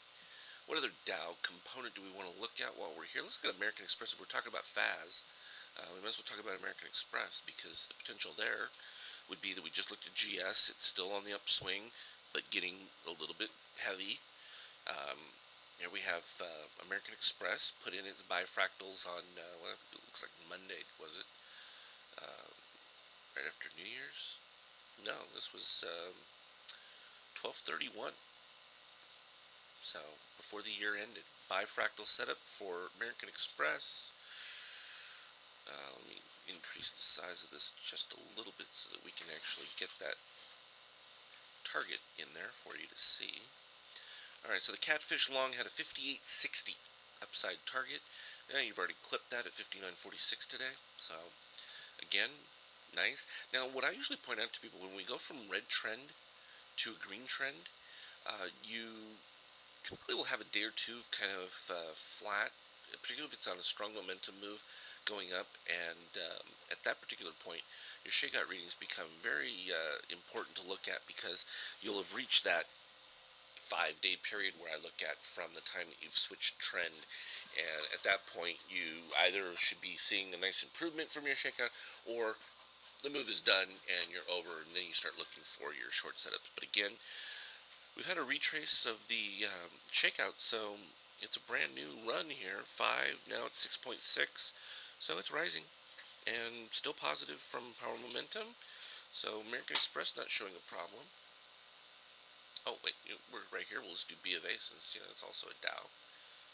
Oh, and I should put Boeing up too, because we kill Boeing every time when we trade those setups on it. I mean, that's been a piece of cake. And let's not forget too, I mean, our weekly chart from the S&P was still looking at 1474 for an upside target. For those of you who don't get our general daily reports, you're missing out, I think, but it's okay. It's always an opportunity to learn something new. Bank of America, positive extremes, but continuing to ride nicely with that shakeout. It was only right here you had a little brief momentum fade, and then turned around with buyers flush back into it. So, but you're starting to see fewer buyers in the setup and more shorts into B of A. So, again, we're just starting to see more and more of a build towards an eventual overbought and a nice play to the downside when it comes. Some people just want to be a little too early to the party, and by then they get drunk and they make fools of themselves, so that when the other people arrive, we got good humor and we can take advantage of the right move. Kind of an interesting metaphor, but apropos. Alright, so again, red dot short, green trend, positive extreme. Next day, you want to be looking for your discount. So the discount in this particular case, $3, which means you're looking for at least $1, so 130.50 range. Let's draw a line on there just for the heck of it. I don't want text. What am I doing? I need a line, horizontal line. Right there. Perfect. Thank you. Alright, so what was that number? 129.50, so we're looking at 130.50 roughly. Now, this points out exactly what I was talking to you about on looking at the overall financial setup versus a 3 times ETF. We could go to the 2 time or just regular XLF for financials and look at it that way. You're going to get a little bit cleaner approach to it. But needless to say, you still had your rising shakeout going into the setup. I think now we're probably reaching that point where we're fading it a little. Yeah. Alright, so we went from 13 to 17.4, and now we're only at 17.99. So you see the slowing of momentum. That's literally visually showing you the momentum slowing down. You also begin to see that from your power momentum as that relationship between the yellow and the cyans start to squeeze together, and you begin to see that the disbursement is taking place as opposed to an accumulation in the setup. And positive extreme, so we were at 18 the other day. We're going to end up with a positive extreme on a higher close. That's attractive for a short setup. So there you have it. That one's worth playing. APA, I don't even know what that is, but what the heck. I'm game. We'll put it in there. As long as it's not a under $10 stock, usually pretty well. Even under $10, okay. Under 5 is where you start to get issues. But then again, I've been showing it S, so go figure that. So let's look at this. This is Apache. Okay. Positive extreme, but see the positive extremes were rising. So we had 5.8. Next reading was plus 15, which was just yesterday. Today we're at plus 16, so still no lower positive extreme. I would not be jumping on that setup yet until I get a lower positive extreme histogram, because coming off this oversold, 5 periods from your red trend change, one, two, three, we're at 3 of them. It could look attractive in another day or two, but just not yet, and you're not seeing it, and that's showing a nice inflow from your power momentum. So clearly a little premature there. Is we going to see matching shakeout? All right, you're already over 16 and your highest peak right there. So now you have shakeout moving in conjunction in the right direction with price. That still looks positive to me. So this is one of those where that red dot, you have to take it into context of your change of trend and be a little more cautious. Now you can always put your short in on a move below back down to this close, now that you've got to move higher and move up with it. That would be the way to handle it. All right, so that's the most effective way to handle this kind of setup, particularly if you have the indicators. This will prevent you from jumping in too early, but it also says, okay, fine, I understand that there are a number of shorts going in there, but these guys will have to cover too on this kind of a momentum push. You know that you're not seeing it from your shakeout, but you can go ahead and start to trail it, because it could turn around in one day, literally. It could happen that fast. So this is a good opportunity to follow it and move on from there. Now I did put in Disney. Let's go ahead and take a look at it from here. Since I've got, see, and this is what's easy. I can just scroll down. Now if I wasn't running this HD camera setup for this feed and that, these charts just flip instantly. But we can just scroll through and boom, hit all the Dow 30. And then I even have my weekly option ones where I can just scroll through all the weekly options. And we can just hit 1, 2, 3, 4, 5, all your different options. And then I've been adding some of these other ones that aren't weekly options, but people want to follow them, so sometimes it's convenient to stick them on there. Like we should probably look at ISRG. But back to our Dow 30, we look at Disney. We had nice momentum up play on that, and we just about reached the target from my GAM setup right here, which people ask what the GAM stands for. Gradient Algorithmic Multiplier was the earliest fractal setup, along with my MBI, which is the namesake. And yes, that just stands for Morgan Buy Indicator. So, I mean, it wasn't anything, special. Just an easy way to define what that yellow with the white candle, and subtle variation, because the GAM represents more of what I expect to be a volatility kind of blowout, and oftentimes they can resolve to the negative side. Of what I wanted to do in creating my fractal dots was to examine more how I could determine which ones of these GAMs were going to break to the upside versus the downside, and that's where the fractals really started to come into play, and beginning to understand how these guys approach the market from a completely different context. I really had to unlearn most of the regular technical analysis concepts, because they were problematic. And, some of the questions I always had, like, how can you compare statistics from one type of a decline to another type of decline if they're different in their relationship? Is it really the same? And the answer clearly became no when I was able to start breaking out, the trades, and that's where I was doing those programs and showing you, on the trust and trade ones where, you're not getting that good of win rates using some of those traditional indicators. I mean, you'll be over 50%, 55, 58, but they weren't making any money. They were losers. And then if you tried to stretch your gains or things like that, it only caused problems. Alright, so BA. Love BA. Nice buy signal came in here.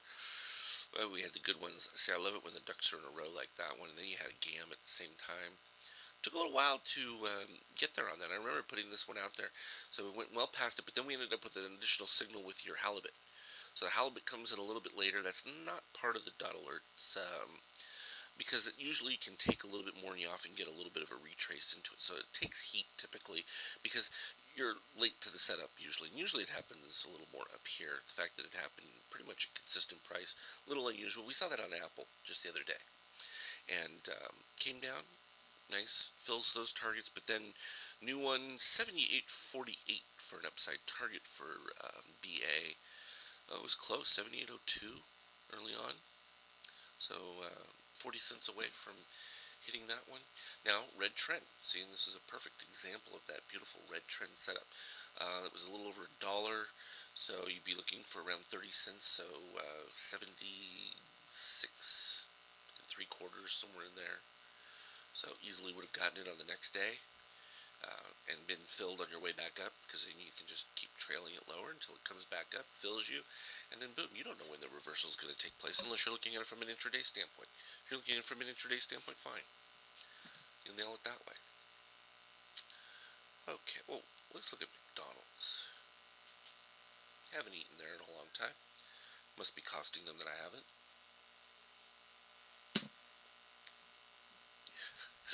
I know that was funny. Oh, see, it is costing. See, I haven't gone to McDonald's, so they're like suffering. Was that a targeted little cough? No, that was me wanting to throw up Oh, with the idea of McDonald's. yeah, it wasn't quite at the same caliber as the counter was the other night, so better choice going to the counter than to, I don't know, is the counter nationwide or is that just a local? Anyone back east have the place called the counter? Alright, so here was our up target from the catfish, and 91.46. So a little ways to go. It's kind of retraced in there. We hit the positive extreme. You look for just the low to retrace on this positive extreme.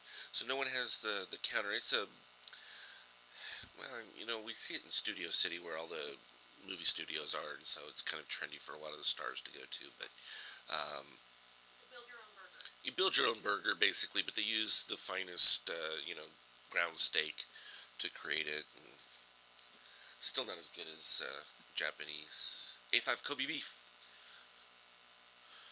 So there you go for McDonald's.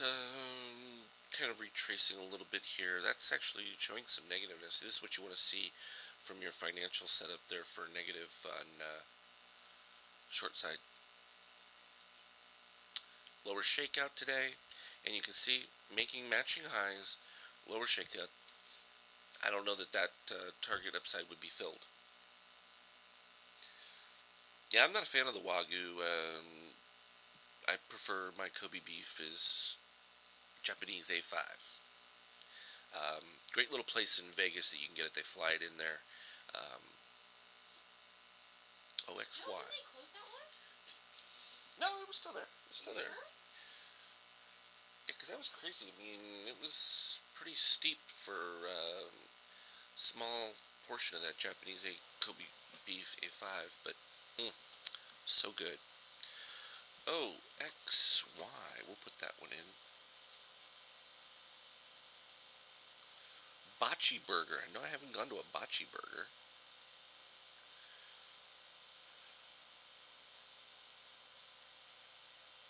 So I think it's a West Coast trendy kind of thing, or a little outside, dining and things like that. But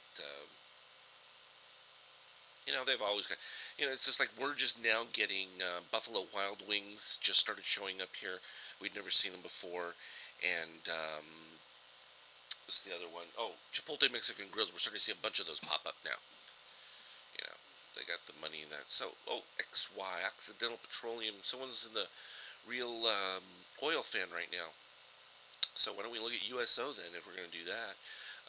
Okay, upside target for that 79.77. Just hit it. 79.78 for the upside target. So again, if we were looking at this from a real standpoint here, the difference between 78.50 and 77 and a quarter. $1.25, so we were looking for somewhere around 30-cent discount overall into that setup. So 77 and change right there. 77.85 would have been an excellent entry. Looking for that target. So it worked out beautifully. And is it a sell yet? No. You got rising shakeout. I mean, now here's going to be a problem. This shakeout's going to have to hurry up because now you're at a new high, but you have a lower shakeout reading, so you just watch for that next lower one. And if you don't have the indicators, go to TradeStation, sign up for their little deal, and like I've said, I'll let you try them out for a week plus so that you can get a feel for them. And by then, if you actually trade with them, you'll more than pay for the indicators. So it really kind of becomes one of those promotion things where if you actually, I know that people who actually apply themselves to it and do it, they're not going to have any issue, because if you're taking it seriously and you're utilizing them, you're going to get the returns you need. Let's look at what Walmart, or 3M, why not 3M? We'll start there. We got the Dow 30 going right here. It was funny because I was really thinking about doing a Dow 30 review for everyone from a daily standpoint, just to give you an idea of what was, because it gives you a broad sense of where the market in general for these specific market leaders are going to be going, and it kind of gives you an idea of whether you're seeing more of a short setup and things building.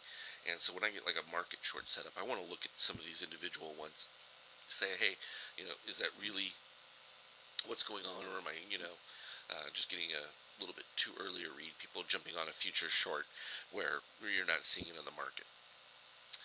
3M still, not a whole lot of signals from 3M. Gotta go way back. I mean, we had these nice buys down here, and this is one of those where, you turn on the ABM and you just kind of like leave it. I don't have an ABM on these charts right here because this is a different one. Now you want to see CVX too. Yeah, I got that one on here. Go back up on my Dow 30. So this is right there. We just click it, and now see, this is just linked from a color standpoint, and that's why it does that. And if I had more with these with the different intervals, I could just put the eye on, and it would link the intervals. And mostly what I do is I don't switch between a lot of these, like on mine, because I have 60 plus 2 60-inch plasmas for my screens. What I'll do is you just right click. You can't see it here. I'm going to have to slide this chart up first before I do it. So if I go over here, right click, right at the bottom of this, you're going to see a copy window. Got to make it even bigger. So you just click copy window, and then you paste the window. And once I get one chart configuration, that's what I do from then on. And you just copy and paste until you build up your screens, and then you save your workspace. And then if you saw the bottom of my screen, I have, right now I have 4 different workspaces open. Each one has roughly, maybe as many as 100 charts. So 100 charts times your, 4 different, that's quite a few charts. It's a lot of processing, and throw in an HD camera, microphone, all the other things in the little control panel, and you're really using some serious RAM.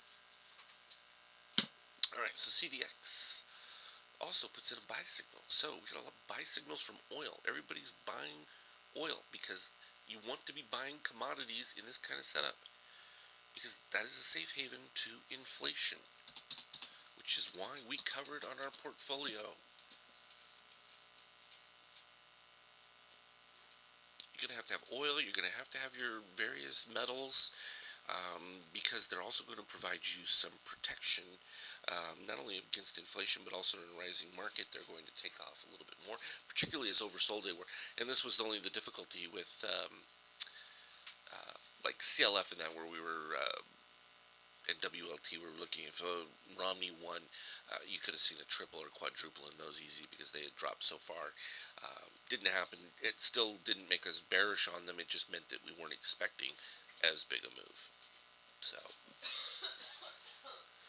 that's our version of politics right there, what you can expect from the move. So USO, we traded this. I mean, we bought this baby long, came up.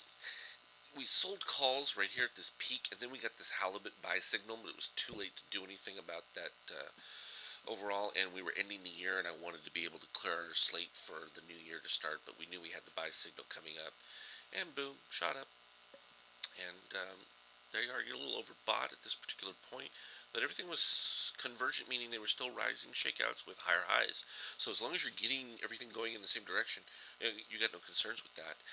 Just now, you're starting to see a little bit of weakness. So that's our first lower shakeout, and you're below the yellow reading.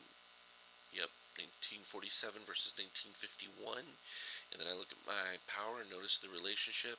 You had the big legs, now it's tiny, we're about to flip over, and no, we don't have an increase in shorts, but you do have a drop off in the number of new buyers into that setup.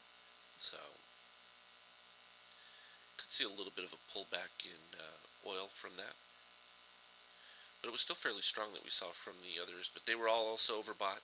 So you had a decent overbought setup in all of them, and that's not surprising. And it's tough when I say overbought because it's not really in the same context that most are looking at overbought. When we get these positive extremes, all we're looking for is a retest of those lows from that. Most people will look at this and say, "Oh no, we're going to retest. We're going to fill up these gaps." No, there's no call for that.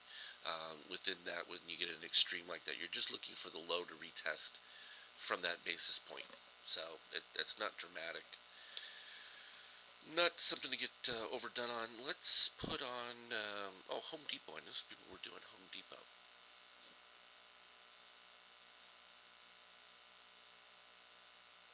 Oh, which ones were buyers or shorts? Which indicator were we talking about? The up-down power?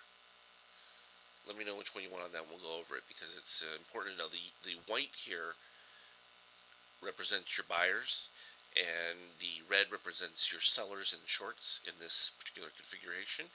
And then the next obvious question people ask is, how do I know which one is which? And well, you're going to have to break out your math to get into that because these guys do a very effective job at concealing what is a buy and sell, because what they're doing is in some cases, and you can actually identify this, they'll buy 400 shares, sell 368 in these little odd increments and things like that. So you can begin to break out where to find your buyers and your sellers. Is not as hard as some people think, but you do have to run quite a few filters to get to some of it, though. So in this case, you get some medium-sized shorts now. You've actually improved your relationship right here. Let me do my little calculation. I used to have it printed up here, but it got too cluttered seeing all of the relationships, and it doesn't really take much to go 44 and divide it by 92. And it's only 47%, so it's not bad. So you don't have a significant increase in shorts. And what you're doing here on Home Depot is you're actually alleviating the overbought within this. Now you had negative 0.13. I almost consider that a positive. I would look for somewhere close to the retrace, but when you go from red trend to green trend, I usually look for a 2-day return before your next leg to the upside. So something like this doesn't make me run from a Home Depot setup unless I see other negatives like from this, but that looks to me like the orange was below on that setup. Yeah, fractionally, but that's all it takes. So that's still positive from the expanded ratio histogram. Rising shakeout. Now you've reset your shakeout, so you don't have to worry. And this is a good one. Thank goodness we put this one up. All right. Some people are going to look at this top to this price, and they're going to be calling double top and things like that. No. This has been negated when you move back down to your zero. This is no longer a factor in relation to this. And this is going to confuse a lot of people when they see these things and they start calling double tops and stuff. You'll find that some of these traditional relationships where people look for and they'll draw lines on this thing and that. No, when we moved back down to the zero line and reset, this is a brand new configuration for Home Depot. Do not even look at what was going on here with this particular shakeout because we've already reset from that. So that's glad we saw that one in this particular case because it's an important distinction. Clearly it was easy to see the oversold right here in this particular setup when we got down to this point. You'd reached the most negative that Home Depot had been in some time. Well within the red trend, left you plenty of opportunities to capture the discount. Again, buyers before the fiscal cliff deal. So, obvious question again, why was anyone buying and why are we seeing so many of these signals came in before a fiscal cliff deal? You think they were just buying on optimism? These guys don't put this kind of money at risk if they don't know what the outcome is going to be. And if they're not pretty darn sure of what the outcome is going to be. So I'm just pointing that out. Well, let's look at Intel. As our Dow 30 momentum plays, ooh, Intel already met its targets, put in a short gray dot right there for retrace of the low. Already did that. Now what you do in this particular case if you wanted to stay with the short setup in this configuration, from your entry back right here at the close from that gray dot, I would already have my stop in at that entry point because I don't have um, confirmation of a broader short. We were just looking for a low retest from that gray dot setup. You do have a narrowing of your power momentum, so the potential is that, yeah, you could see a little bit larger drop in there. So having yourself set up with that stop, fine. It was an early way to get in. Take advantage of it. CLF. Well, we could put up CLF in between this. I think I'll probably put up Microsoft next. I think I put that up the last chart that we did live event, just to show what the potentials were. So if any of you are on StockTwits, please feel free to give people the link to come and check out what's going on. So if they want to ask questions, they can. It's always good for tutorial purposes, and some people like free trades. It's not like we haven't been giving out plenty of those overall. Alright, CLF, we knew had gotten top heavy when we went positive extreme on this setup over here, and yeah, it's retracing. Oh, you know what? I have MSIs hooked up on this chart. Well, let's disable that. MSI was the earliest configuration of indicator shorts, and your red dot short derived from the work on that blue dot, or blue candle is what it would color it as from an indicator standpoint. So, SNDK, oh sure, NASDAQ, we haven't done any real NASDAQ stuff.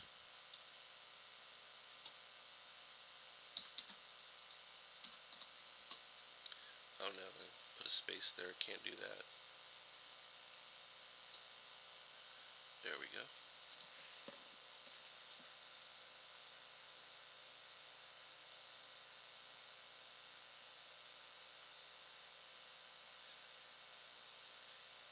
So I don't know what typically most people do as far as a day range like this. I mean, do you typically like to look at a squeezed in chart that gives an overall broader view, or do you care when I give the expanded version? Because, this is what a truncated view would be. And typically what I look at when I see something like this, I'm looking for my dots being at what I see bottom periods. And for me, I like having the extreme over because I'm just looking for dips below the red line and seeing that those are oversold, looking for my pops from there. And you can see how easily it was identifying those on SanDisk. And then I like to look for errors. Alright, so like here, I see we went from red trend and then I got a green trend but red dot. And this is where doing your homework pays off, because what do we know about switching from red to green trend? You need to give yourself your 5 bars before you can really, commit heavily, particularly when you're seeing you've gone from zero shakeout, you went positive. It should have resolved itself to the downside with some negativity because of what we were seeing from the expanded ratio histogram, as well as even from the up-down power. But what happens is as the momentum carries things through.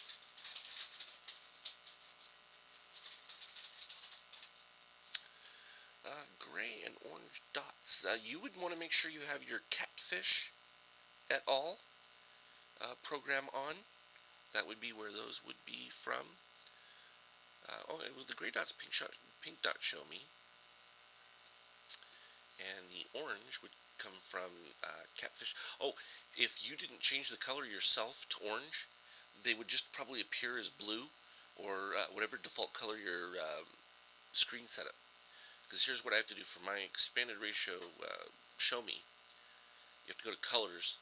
I have to click other, and so then I click orange, and then you just add that to your custom colors and you click orange, and that becomes the color. Otherwise, the default color would be anything that the computer has selected for you: blue, yellow, white. Just pick standards.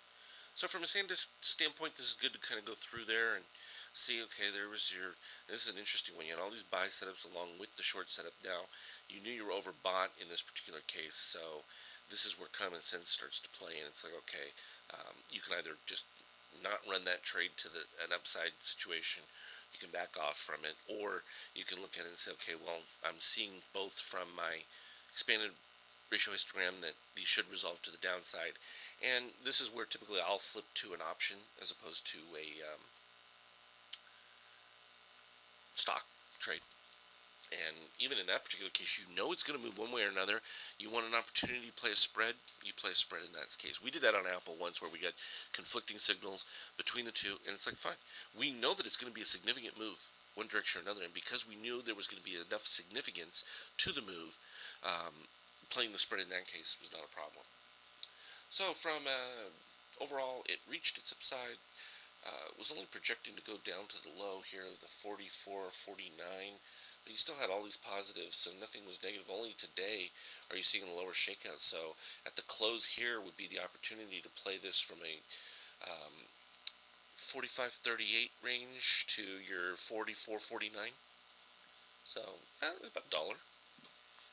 So if that's reasonable for you, that would be the opportunity to begin to play it right there. That'd be your first lower shakeout. And you can see that the yellow line has just breached the red on the shakeout. And you'll notice that shakeout is lower on higher price.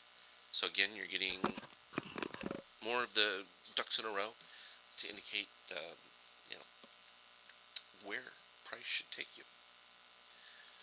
Alright, what else do we have here for the Dow? Walmart is a good one to put up. Oh, ISRG, sure, we'll do that one too. Sure, we'll run over Apple as well. Can't hurt that. We'll also look at the intraday on Apple as well. Walmart. Now, this is an interesting one. This has the pink dot. Only those of you with the indicators are going to see a pink dot set up. And the pink dot originally was created to have much larger ranges, and so I left the inputs as more of a format option for those with the indicators. And so typically the ATR it's looking for is like 3.5 times for your ATR on that.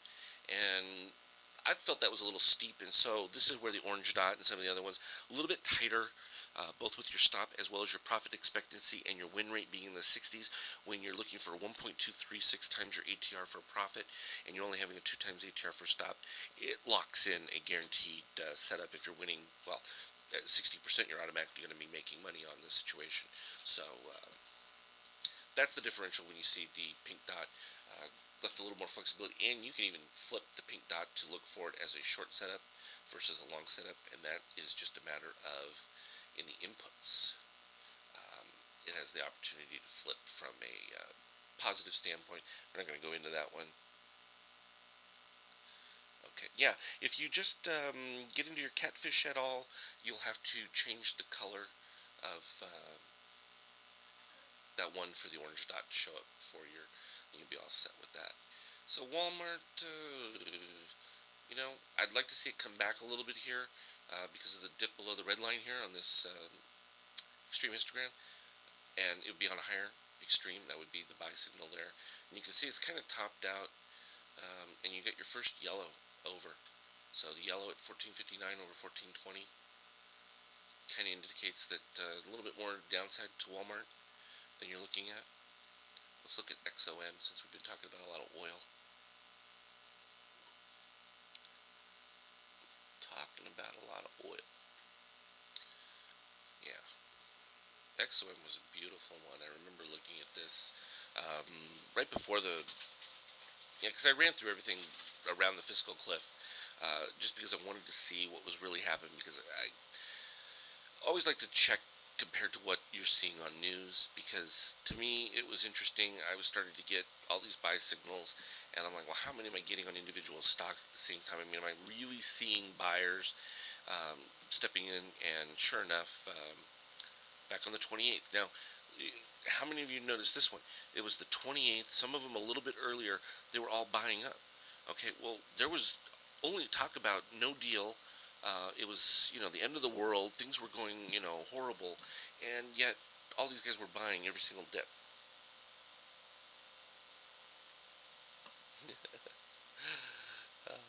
Alright, LinkedIn. Let's go ahead and put it in LinkedIn. Let me see. We need to look. See, I stay away from the PGs and the things like that because here's the thing: when you have the indicators, you don't need some of those small moving ones. You can park money if you needed to into one of these with the indicators and just kind of let them go. But overall, you can stick with a little bit stronger beta move stocks when you have the indicators because you've got a little bit stronger probability than most people have with the standardized indicators. Travelers put in a buy signal as well. No shocker there. Upside target on that 7. Well, let me slide this over just so you can see it a little bit. 73.92. Yeah, we already hit it. 74.19. So again, what I'm contemplating doing is adding the number on top of the dot target so that you can see what the dot target is. I may even have it say target and put the number, or just like a TRG T, so that you can see it instead of because otherwise I have to put on the lines, and I can't always get exactly. You get them up here and you put it like right there. It looks good. Well, in that particular case, I nailed it right on the money with just doing it by hand. But some of the bigger ones, like Apple and all these with their high ranges, I'll miss by a few pennies. And some people say, "Oh, it was within a couple of cents." It's like, well, yeah, but if I showed you the real target, it did hit it, but I was fat fingered, or you just can't get into the tight ranges on that. We were going to put in our LNKD.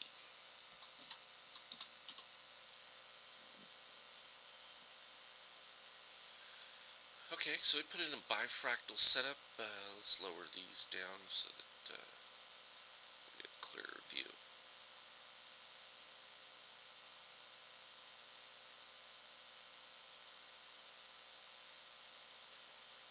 Now there you see what I did. I accidentally dropped my power momentum into the shakeout indicator.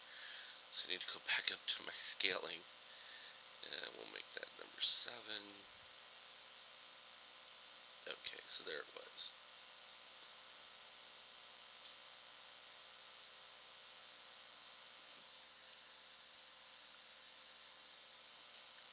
Alright, so our target here for this orange dot, 118.05 from a 114.82.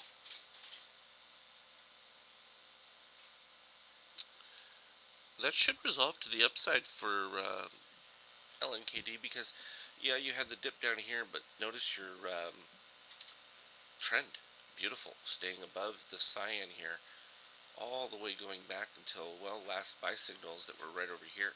So this is always a tough one for people because all they're seeing from it is overbought, and then all of a sudden you'll get another up leg, and this is a lot of times where people get faked out of an overall setup. So good to see that one develop as it is.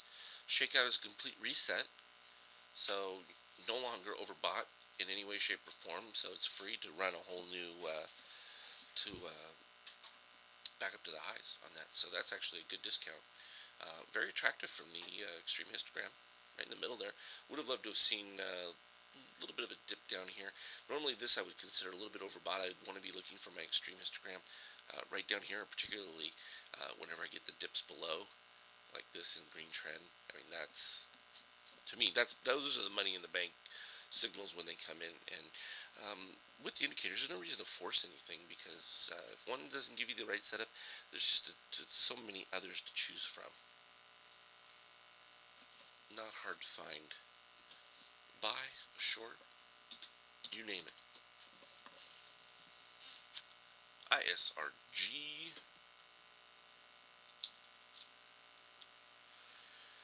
Put in a buy signal. I pointed this out to people. It was coming down red. Everyone thought, oh no, the sky's falling. It's going to break down. We saw a positive divergence down here with our expanded ratio histogram with the orange below. And boom. What was my upside target? I don't know if it hit it. 508.45 from the extreme fractal. What was the high here? 507.89. Missed it by $1. 506, 506. So still has a chance to get there. Couldn't quite get over the hump. It's early. Plenty of time. Just checking the up-down power, see if we get any short setup. No, nothing real. And unfortunately, you actually want that. You actually want to see some of your red going into the beginning rise of your positive move from the buyers, because it means you've got some shorts in there that will help lift your price. And you're always looking for some shorts, just not a ton of them. And and that's a subtle distinction, but that's where just doing the math, you can clearly see there are no shorts um, built into this setup at all. So it makes it a little harder sometimes for it. It slows down the lift when you don't have more shorts built into a setup. Now, speaking of cheap stocks, let's just put up S for the fun of it. I know I was asked about it a while ago, and I rarely put up these inexpensive ones just because it's just, I don't know, it's a waste of time. So look at that. We have to really zoom in. Actually, I have to get rid of my pink dot is what's doing that, because it's pushing price all the way down to show the dot. So let me just click my dot if I can get it to go on there. Jeez. So if I disable that, there we go, we can see. So I pointed out we ended up with a nice orange dot buy setup here. Had an earlier one, was looking for discount, and it took off from there. So it was a nice ride.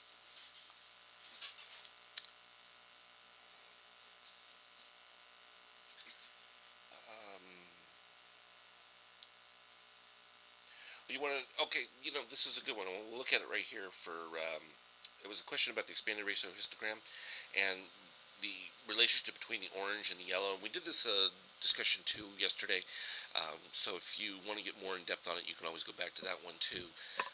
But when you have the orange below the yellow, you have an expectation for your upside target to move, because from a fractal standpoint, what you're seeing is a stronger presence of buyers within the setup, whereas when you have the yellow below, negative expectation. Okay? So that's just from a simple, looking at a couple of lines. The math behind it is pretty complex, but here you can see that right as we turned to green trend, the yellow was below, but you just flipped to green trend. You got to wait your 5 bars to let that momentum resolve itself. Plus, you didn't have any short signal here. So there's no short signal coming in at this particular point where you just went from red to green trend. And oftentimes what that is that you get this real strong exuberance from buyers that really, and this is what tweaks a lot of people's regular indicators, because their stochastics and that get into these super extremes, and they don't know where else to go from it, and no matter what, they're always going to be moving down, or they stay in that 70 to 100 range. We don't have that issue with our expanded ratio histogram with the shakeout.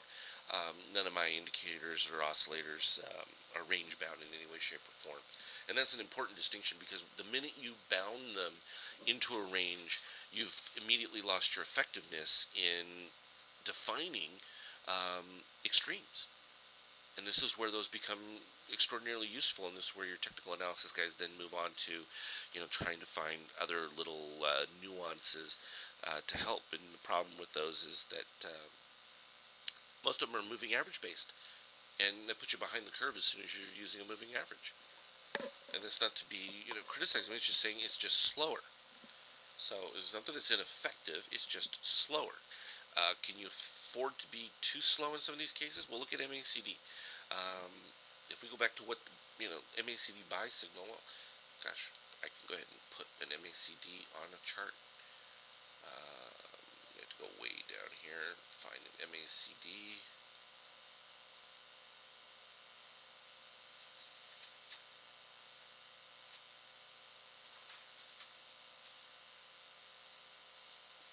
So I remember where they're at.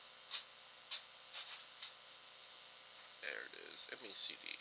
Okay, we'll add MACD to the chart.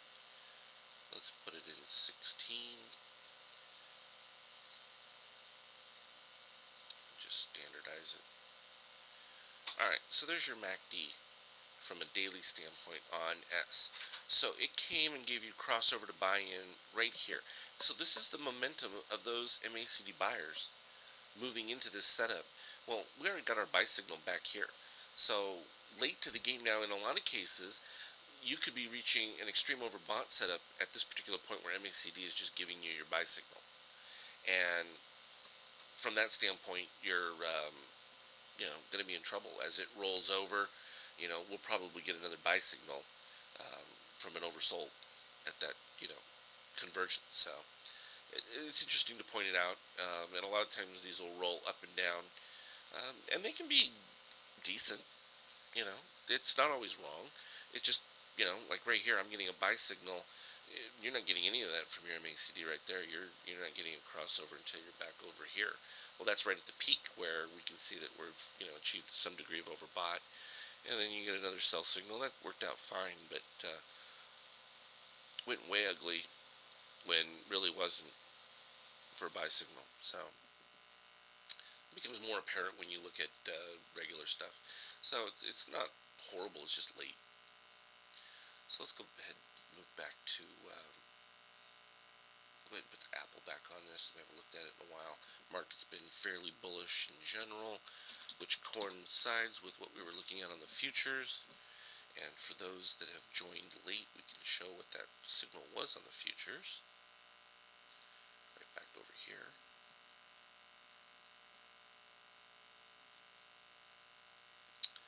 So we had our MBI Opus overall futures program.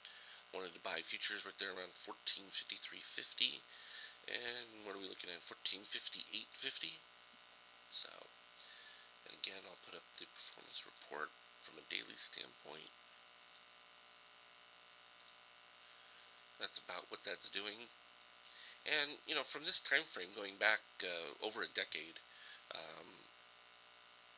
clearly, when you're getting those kind of numbers, it's not something that's an anomaly. Um,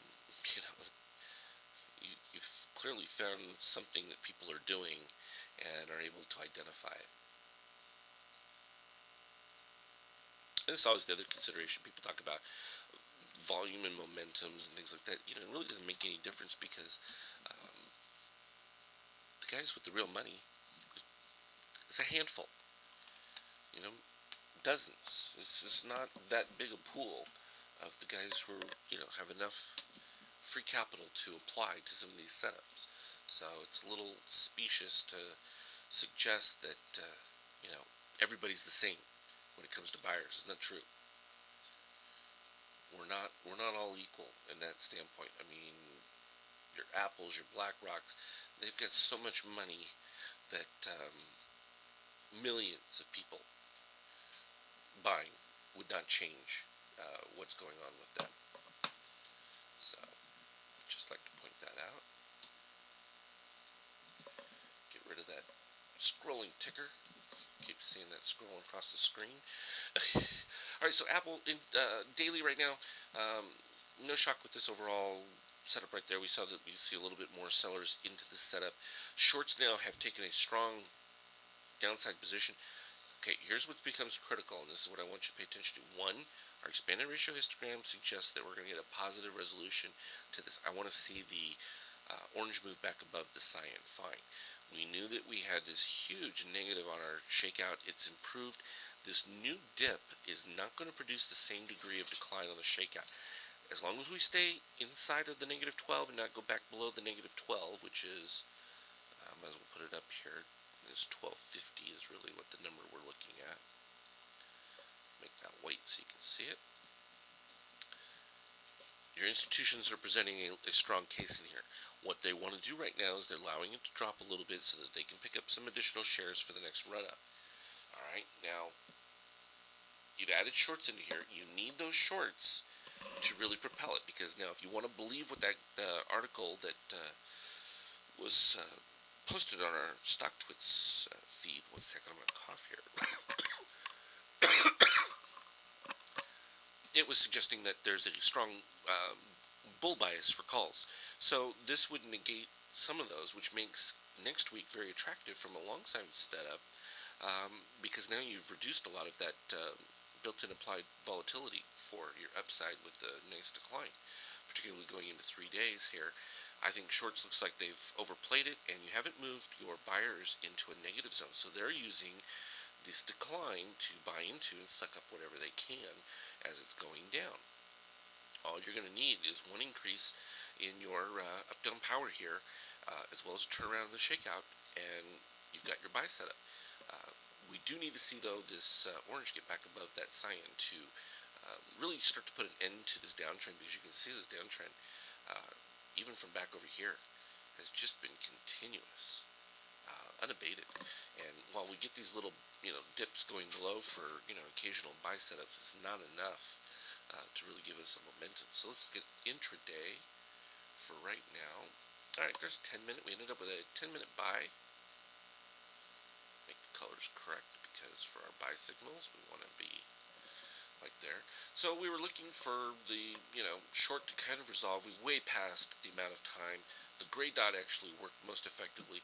So at a minimum, you would have been able to get back out of that short setup without any problem. Let's clear any corrections, make sure our price is accurate. I don't think Apple is going to go too much lower. I know some people were talking about the 523 range. Doesn't look like we're looking at that yet, particularly from our 78-minute setup on down. I think if you hit that 523, I think it was going to go a lot lower, is what we were describing.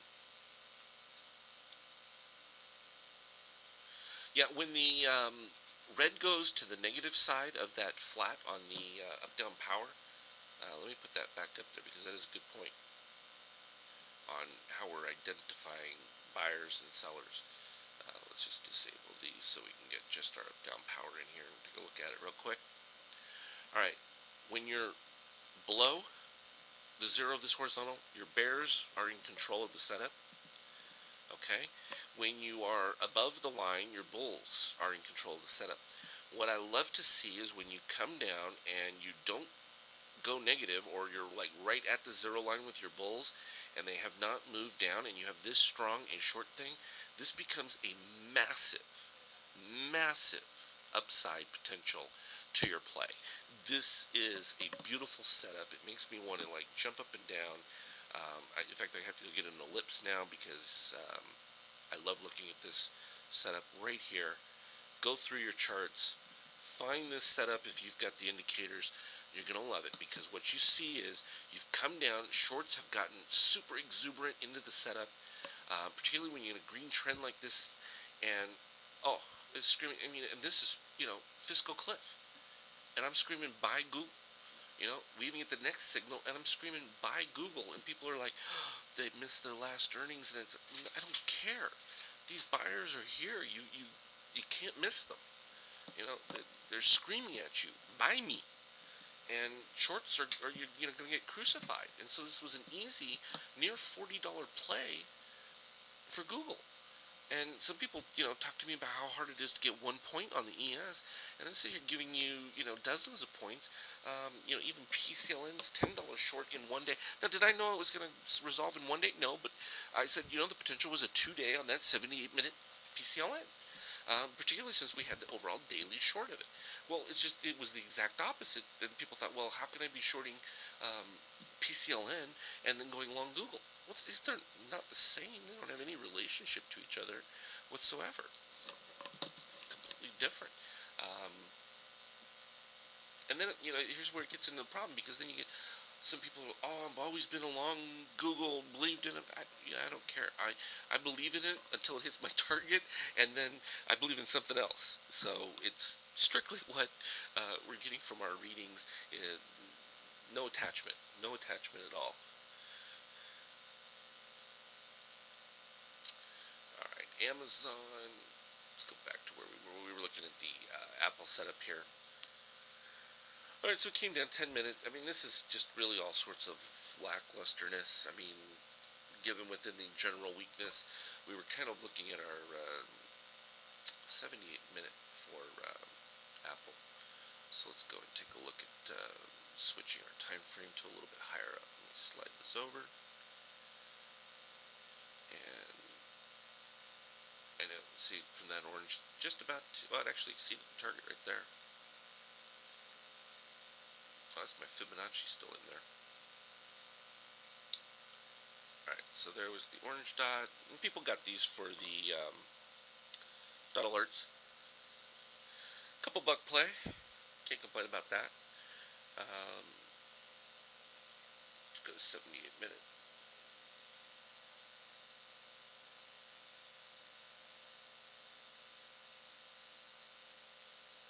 I'm getting there. You're just a little faster than me on your text. I'm following the stream. Okay, so here you go. Continual dip below in the red trend, below the red line, so shows you that they're still accumulating within the oversold. We had the early pop right here, um, so they're not rushing it. They're not in any hurry. It doesn't look like they're trying to give away anything at this particular point. Upside target, you wanted me to put the line up there. Let's do that. Alright. Oh, we wanted our discount in there. That was no issue with that. So if I put it over here, you'll be able to see the target. So 537.74. 537. So that's $10. And I get in trouble if I don't color them correctly because we always put the yellow for the long, cyan for the target, shorts are red with magenta as the target going lower. Another easy thing for people who are just joining, whenever you see a colored dot above with a number, that's a short. When you see them down below with a number, it's a long. Colored dots below price are for long targets to the upside, and they have white targets, as well as you have your red numbers. And the only two shorts I'm showing are red dot and gray dot. I have more than that, but it gets to be a tough one because not everybody wants to play the short side of a setup, and this is where I recommend if you want to be more of a short player, you're going to need the indicators anyway, because you have to see these nuances to the shakeout and understand when you've got your red line above or when you're getting flat price, lower shakeout readings. Then you get your crossover and you dip below, and it's easy to take advantage of those setups going that way. Oh, you wanted a cat intraday? Yeah, we can do those too. Just go ahead and shift it here. So is that clear though on the target for Apple? Yes, it's still below the red, so oversold, very oversold at this point. And this does happen to be a 50% retrace of this overall move. So not surprising that you would see some people jumping in there. Two more bars to no. I understand that that's gone in here, but this is a 78-minute, so I usually suggest that with a 78-minute chart, you might have a 2-day move, just like I suggested back here with the red dot. So the fact that it's going to end today, you still have to go into Monday for that overall upside within the setup. And that's because you typically have 5 bars, so really you're only having 4 bars right here. So at some point in the next day, yes, you get to 6 bars, but you just have to, wait for this particular set. They're going to be a little bit slow, and that depends on the volumes that are going on for the day in general, because it may take them longer to get what they need. What I would love to see would be an additional signal if you go past that 6+ bars. So in this particular case, I don't see any problem with buying calls on any of the discounts going forward. And what I typically do is we'll start to nibble on them. My first pairing right there. The fact that I've got a dip down below again, not great, but what I'm going to be looking for will be the first rise in a shakeout if I've got my indicators. We're at -7. Still very fine.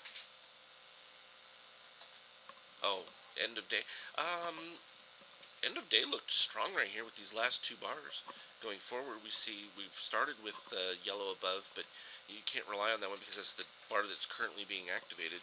So that's going to the close. So this is not a done deal. These bars right here were suggesting a bit more of a lift going into an end of day. So if that helps. But what you want to try and see is you want to see that we close, and if I put up an intraday chart of Apple at the end of the day, I don't know that I will, but if this has the blue back above it for a close at the end of the day, then you're starting one of these trend move runs, and I'm looking for that potential pop for a Monday move. Yeah, I think that there's clearly an indication. We're starting to see that the rounding of the, we need to look at the daily when we get an end of day signal here. That's Amazon. chart right up here.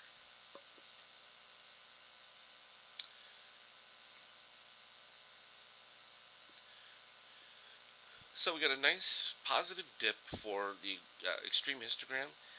It would only take a fractional move on Monday to have that be higher. If I get an open that the extreme histogram is higher, yeah, you jump on that one because that's going to let you know that you've got your positive movement and that they've captured enough shorts overall to really begin to propel it because they really require those shorts to kind of give you that flash rise. And then it doesn't take much for them to support it. When they have to lift price by buying a ton of shares, it's harder. So it makes gaps much easier to really propel things. So when this gap took out the target we had from the Monday, it was a pretty easy call because we were also getting shorts straight up. I mean, immediately upon the market action, we were getting shorts on this day right after that happened. And not surprising to see that retracement take place there. So hopefully that spells it out. You wanted to see CAT intraday, so let's look at some CAT intraday setups. And as we wind down, I'm going to close out here before the half hour is done. So if you do have requests, start getting them in now so that we can take a look at them. Caterpillar, you know, it's been holding on. Look at this positive extreme. So you expect all of these positive extremes to have their lows retested going through here, but that just shows a nice exuberance. Just from experience standpoints, these maximum last about 4 days, and then it begins to collapse in there. Let's add back in some of our additional indicators, the expanded ratio histogram, and I need to go to my overall because it's not showing there. Oh, I don't have my up-down power on this one. That's okay. These three are enough to give you a pretty broad sense of what to expect.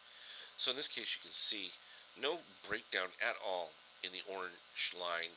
And that's hugely bullish overall, holding this up. And yeah, that can last for a little while before it fades.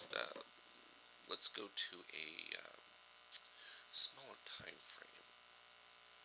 Let's look at a 15-minute of Caterpillar. That's where you'll get your earliest sense that it's about done. But you know, you have the overall general bullishness from the market here, still keeping it up, though that may be getting to a peak. You just had your MACD buyers applying. Like I said, there's the potential on the 5th that you would start to see your mutual fund guys tapping into overall setup. Alright, so some people look at this, they'll think, you know, nice little double top from an overall setup. Perfect buy right there from an orange dot. Beautiful capture in the bottom of that setup. Liked it. So here you can see that you're looking for a potential down move right here at this particular 15-minute segment. Solid rising shakeout. Nothing negative overall with CAT yet. So you're just going to have to wait if you, you know, are expecting your short. It still should resolve from that daily standpoint. It just may take a little bit of time. And that is the thing. You have to be patient if you're a shorter because it doesn't always happen immediately upon your expectation. And more often than not, short setups usually are these really big drops that are all of a sudden that no one really seemed to expect. MA, let's do an MA intraday while we're at it. I don't even know where it's at right now from a daily, so that would be good to look. Let me slide my radar screen over as soon as this pops back up.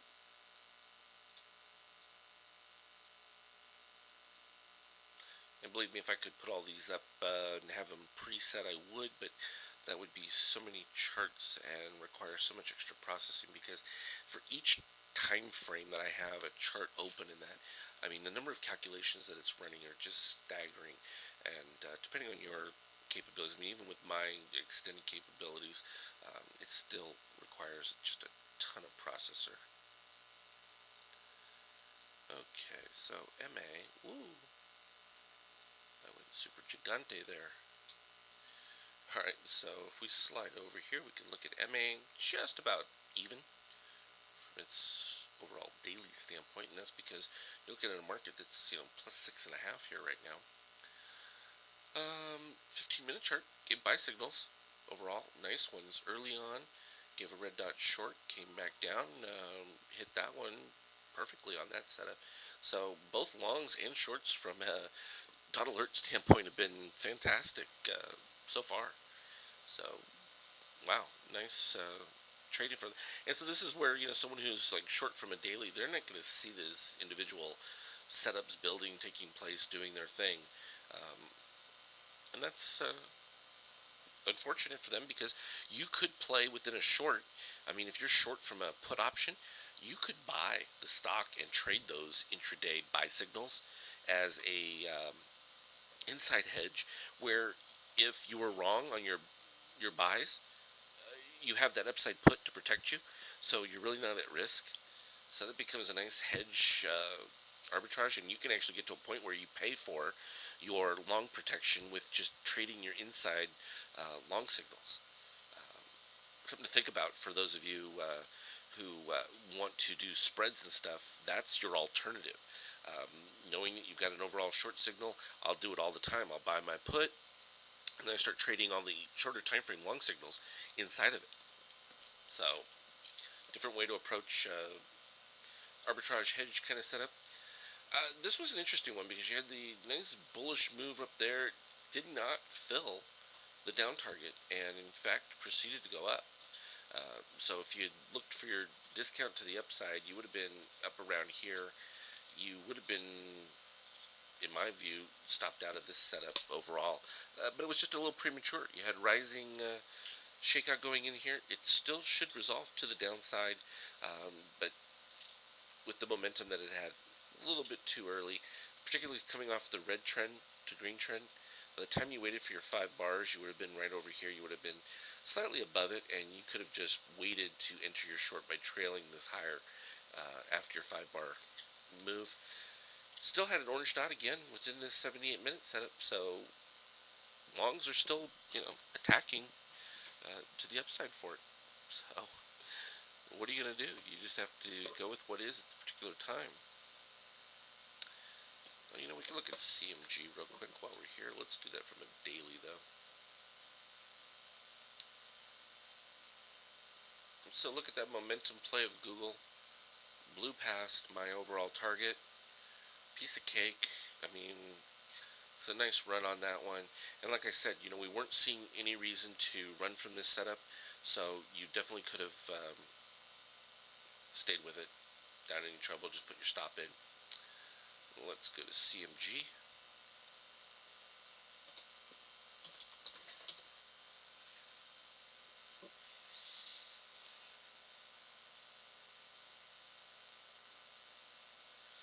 Well, it's important to look at the intraday within those setups if you want to be short a particular stock, because if you short just because something looks overbought, that's not really justification, because as you've seen in other things, overbought can be, from a traditional standpoint, not talking about my indicators, but from a traditional standpoint, overbought can remain unless you've got something that will become a microscope within what overbought really is and understand it. And you begin to see it very clearly from my extreme histogram here as, well, even if I just took Chipotle and take the trend line.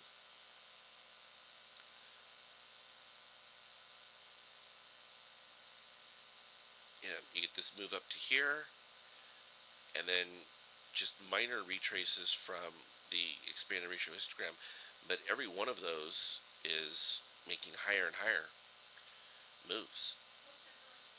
The problem you get with trying to do these things with some of your regular things, or even with price, there's no relationship between this extreme histogram and this extreme histogram. They're individually, respective of both the trend moves. Now, if I'm in red trend, yeah, then they're correlated. Within green trend, these become correlated here to here. But you know that it's going to retrace, and in fact, that's how you want to see overbought relieved. This is where your shakeout retesting will give you a better clue. Just putting lines up like this And people draw that and say, okay, well, if price breaks below here, you've broken your uptrend line and you should move lower. No, I'm sorry, I don't agree. That doesn't make any sense whatsoever. It's just a line. It doesn't have any representation other than just where price has been.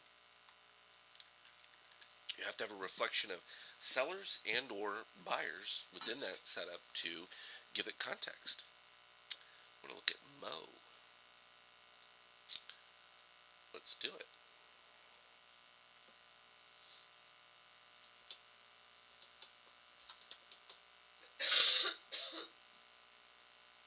It really is a bad cough. Let's get rid of my pink dot for a moment. Alright, Mo.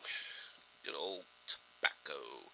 We had some nice buy signals, but you look at how long this was in a negative downtrend, staying below the red line. Look at that. I mean, from those buy signals, you just literally trail that baby lower each and every day, waiting for it. And you can see that you didn't even move below the blue on your yellow from a shakeout standpoint until right here. So I really wasn't even interested in those until we got to this point right here for Altria.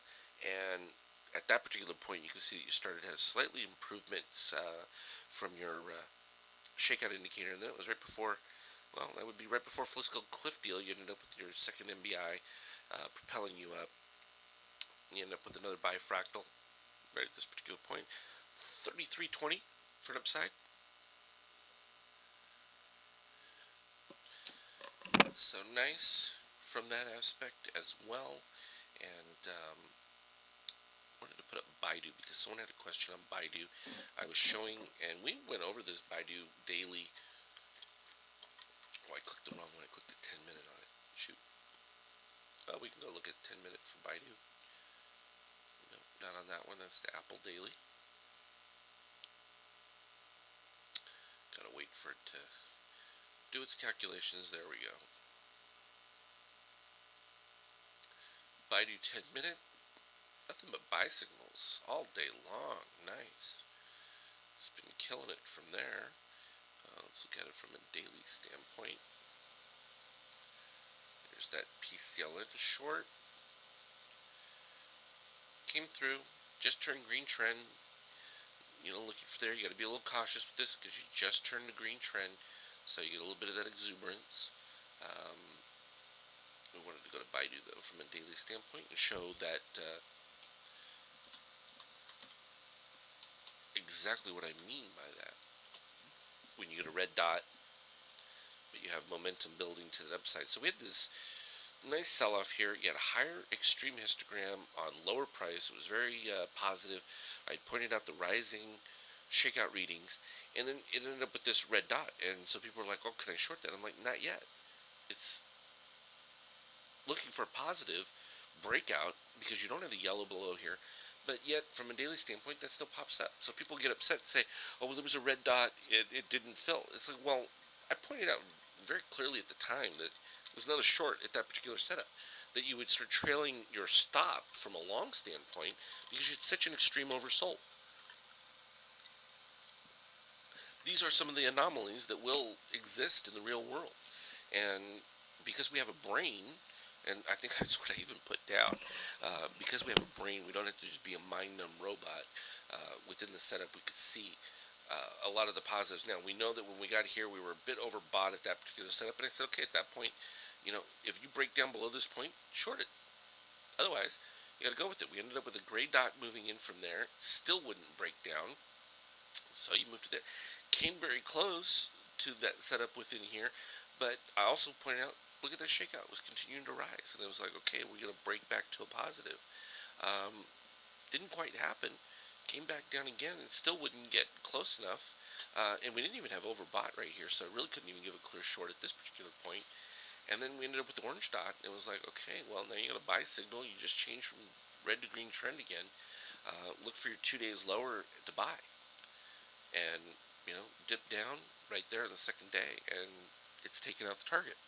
So there's always, anomaly type situations, and this we're having the additional indicators. Now, I don't offer the dots to anyone but members who have the indicators anyway. So mostly people who were able to see this, other than when I posted the picture, can understand how to read all of these additional indicator setups and realize that this was a positive divergence. That there was going to be a very nice up move from our Baidu setup here. So hopefully that clears it up. I know that I get that a lot, and that's just because people are always wanting to look for some reason to say, okay, no, this doesn't work, or here's a problem, and that's fine. Um, no one's more critical than myself because I'm always looking for the best configurations and setups. Otherwise, what's the point? Because I could stick with regular indicators, but I'd be getting killed if I did because they're just too slow.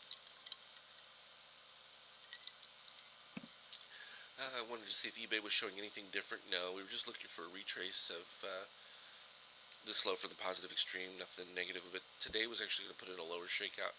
So the potential is that we're starting to see a lot of these where we may have kind of reached a peak point where you're getting that last blow off, and they're trying to squeeze out any shorts that did set up within these overall situations.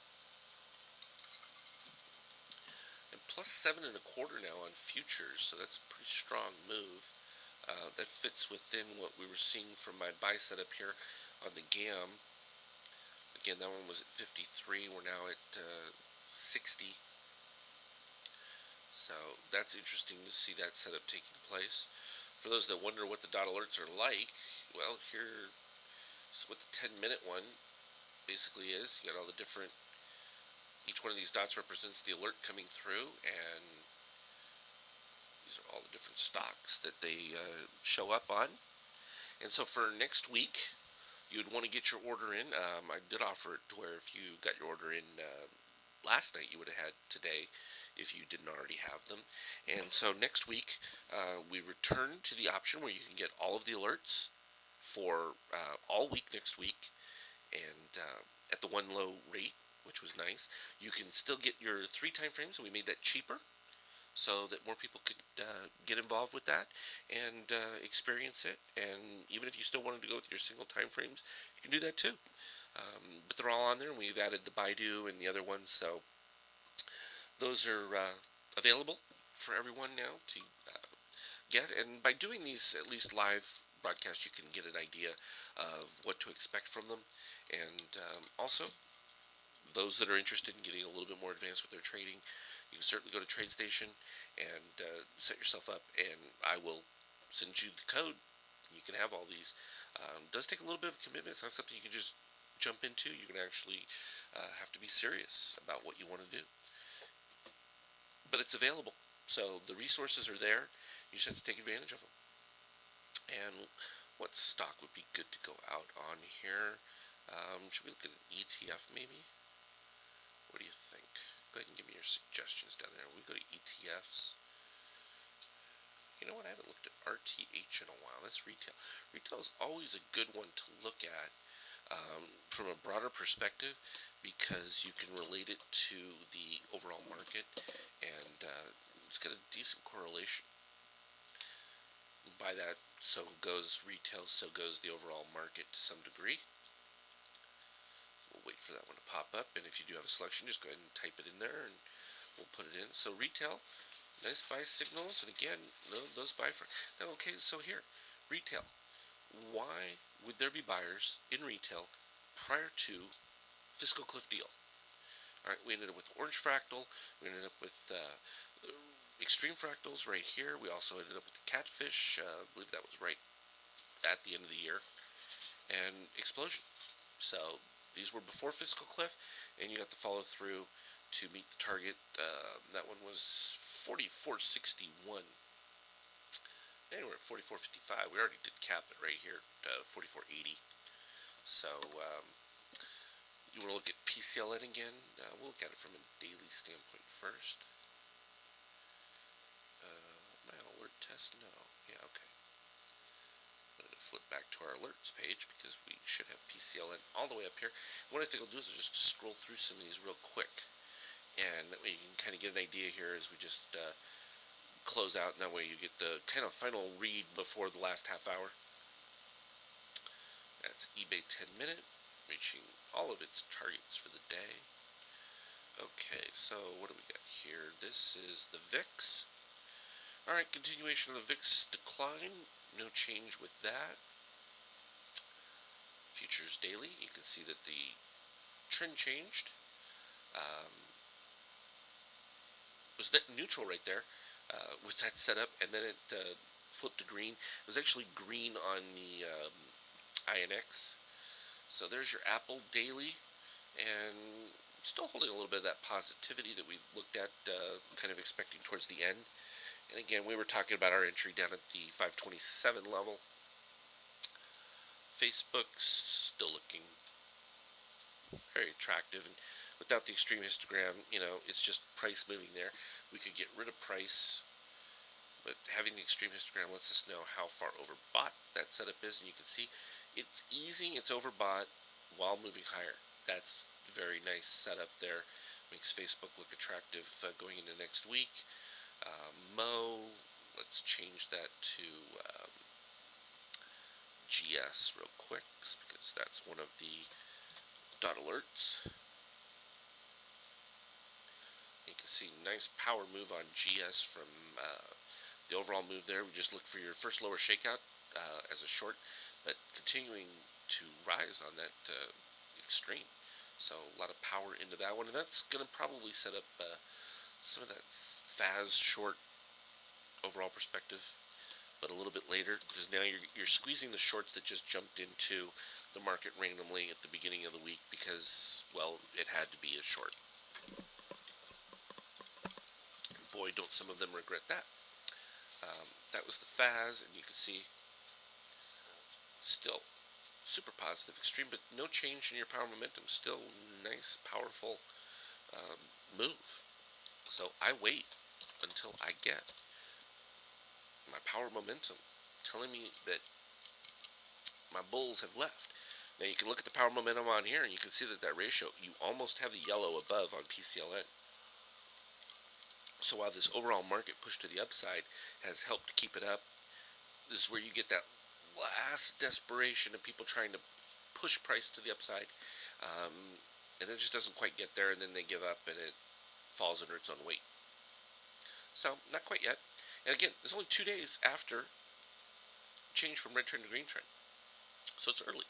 But the fact that you're getting a lower positive extreme, right about the same price, I'm fine with that. It still looks pretty good to the short.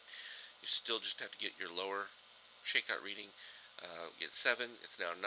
We haven't dipped down yet, and your power momentum is still above. So still early for that. You want to check out 10-minute LVS real quick before we fade out.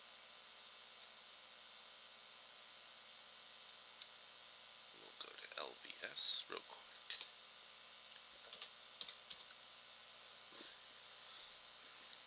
And so you begin to notice that there's just a different way to trade in general compared to just some of the traditional stuff. It's not that the traditional stuff's bad. I just think that a lot of times it's late, and that can be expensive, particularly when you have these fast movers that are high priced, because you can lose $8 or $10 before you even get a change in your MACD readings and that. So LVS still, all those buys that we pointed out earlier, right back here when it was sort of flat, reaching those targets. So nice from that setup.